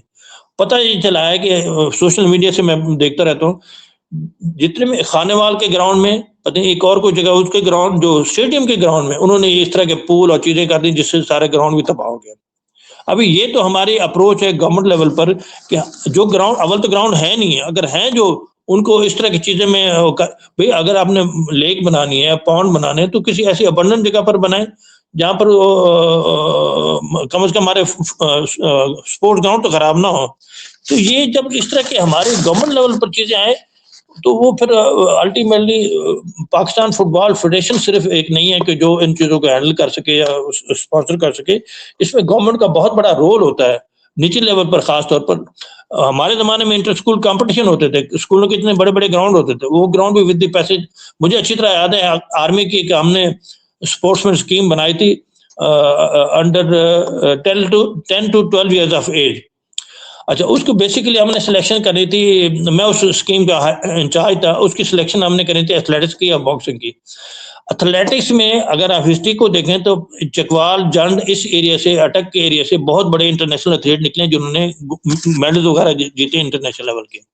तो गवर्नमेंट हाई स्कूल चित्राल में हम गए, चकवाल में हम गए सिलेक्शन के लिए, गवर्नमेंट हाई स्कूल चकवाल की सिलेक्शन करने के लिए, इसलिए कि वहां से बहुत ज्यादा नेशनल इंटरनेशनल एथलीट निकले थे। तो पता चला कि उनके पास वो ग्राउंड ही नहीं है। मैंने कहा तो इस स्कूल से तो बड़े एथलीट निकले आपके, बल्कि उसका लोकल एथलीट था इकबाल, उसका हैमर थ्रो का, उसको भी बुलाया तो वेरी काइंड ऑफ हिम, वो आया, उनसे भी गपशप हमने की लोकल। तो पता ये चला कि जो गवर्नमेंट हाई स्कूल था उसको उन्होंने कन्वर्ट कर दिया गवर्नमेंट कॉलेज में, और गवर्नमेंट हाई स्कूल को जो जगह दी गई उसमें स्कूल ग्राउंड ही नहीं है। मतलब जहां से हमारी नर्सरी आना है वहां ग्राउंड ही नहीं है उनके पास। तो व्हाट टू टॉक, ये एक मैं मिसाल दे रहा हूँ। इस तरह की there are so many problem all over the country और स्पेशली हर सूबे में। तो ग्राउंड जो है ना वो तो हमारी गवर्नमेंट को ऑन प्रायोरिटी, ये नहीं कि सिर्फ फुटबॉल ग्राउंड ही देने चाहिए, हर किस्म के ग्राउंड हो ताकि हमारे यूथ को खेलने का मौका मिले। और फ्यूचर में आप देखें, आप भी इन चीजों को ज्यादा समझते हैं, जितने भी अच्छा इंटेलेक्चुअल है, अच्छा स्टूडेंट है, उसके लिए ग्राउंड बड़ा जरूरी है। मैं इस उमैर की मैं बात करता हूँ, जो मेरा बेटा है, ये माशाल्लाह he was very good in studies. ये इसका चलते चलाते लंग्स में एडमिशन हो गया, फिर बाद में इसने जाके मास्टर वगैरह किया सोएस यूनिवर्सिटी से। मतलब इससे ज्यादा बेहतर क्वालिफिकेशन क्या कर सकते हैं। तो लेकिन इसको हम फुटबॉल में इनकरेज नहीं करते थे, हालांकि शौकीन था। तो मैंने एक दिन कहा, मैंने कहा यार तुम जाके फुटबॉल खेला करो, थोड़ा सा वो हो जाएगा। तो इसको 2-3 महीने हमने फुटबॉल खेलने दिया। वो हम सारे एज अ फैमिली कहते थे कि इसका जो है बड़ी जबरदस्त ग्रूमिंग होगी, बड़ी अच्छी ट्रेनिंग होगी। फिर रात को जाके लंच में ये फुटबॉल खेला करता था लंच यूनिवर्सिटी में, और दिन को सारा अपना क्लासेस वगैरह करते थे। मेरा मतलब है कि जितना भी अच्छा स्टूडेंट इंटेलिजेंट हो, उसके लिए बेसिकली कोई ना कोई स्पोर्ट्स खेलना बड़ा जरूरी होता है। अभी उस फुटबॉल खेलने की वजह से उमैर का वो इस तरह से टेम्पो डेवलप हुआ कि वो उसने उधर इंग्लैंड में जब था तो लीग के मैचेस देखता रहा, इधर लाहौर, इधर जब हम बैठते हैं चैंपियन लीग के मैचेस, उसके प्रीमियर लीग के मैचेस, इवन हमारे जो लोकल मैचेस भी देखते हैं, तो हम प्रॉपर डिस्कशन करते हैं कि कोच ने क्या किया, तो टीम ने क्या किया, तो प्लेयर ने क्या किया। तो ये एक जो आपने बात की कि आज की जो पौध है वो बहुत they are very fond of sports, special football, तो हमें उसको जितना ज्यादा फैसिलिटेट करें उतना कम है। बिल्कुल बिल्कुल जी, बेशक जी, बहुत बहुत शुक्रिया कन साहब। इस वक्त आपके यहाँ रात के 12 बज गए, माजरत चाहता हूँ, काफ़ी अच्छी डिस्कशन हुई। हम बाद में कभी और कभी मौका मिला फिर से हम आपसे बात कर लेंगे। तो सर इंशाल्लाह। बहुत बहुत शुक्रिया इस कॉन्वर्सेशन में आने का। उम्मीद है हमारे तमाम फैंस को ये चीज़ पसंद आई होगी। Thank you very much. Hopefully हमारी कॉन्वर्सेशन आगे चलती रहे। और मेरी भी गुजारिश है तमाम फेडरेशन के तमाम लोगों से जो स्टेक होल्डर्स हैं कि भाई साहब, let the leadership continue, because again football आपसे बहुत बड़ी है दुनिया की। आप अपने लोकल लेवल की बातों से, दकियानूसी सोच से बाहर निकले, बिकॉज आपसे नहीं संभली जानी। वरना जो बंदा जिसको फुटबॉल की दुनिया की समझ है, लेट देम रन। फायदा आप सबका होगा, फायदा आप सबका होगा। All you have to do is do your bit. अपने लोकल फुटबॉल को डिस्ट्रिक्ट लेवल पे, प्रोविंशियल लेवल पे खुद बेहतर करें, वो सबको सब नजर आ जाएगा। पर खैर, ये थी हमारी डिस्कशन कल लेफ्टिनेंट कर्नल रिटायर्ड मुजाहिद तरीन से। इंशाल्लाह हमारी आगे चीज बात चलती रहेगी, फुटबॉल पे बात आगे चलती रहेगी। बहुत तब तक के लिए मेरी तरफ से अलियासन फुटबॉल पाकिस्तान .com की तरफ से खुदा हाफिज। पाकिस्तान जिंदाबाद, फुटबॉल जिंदाबाद।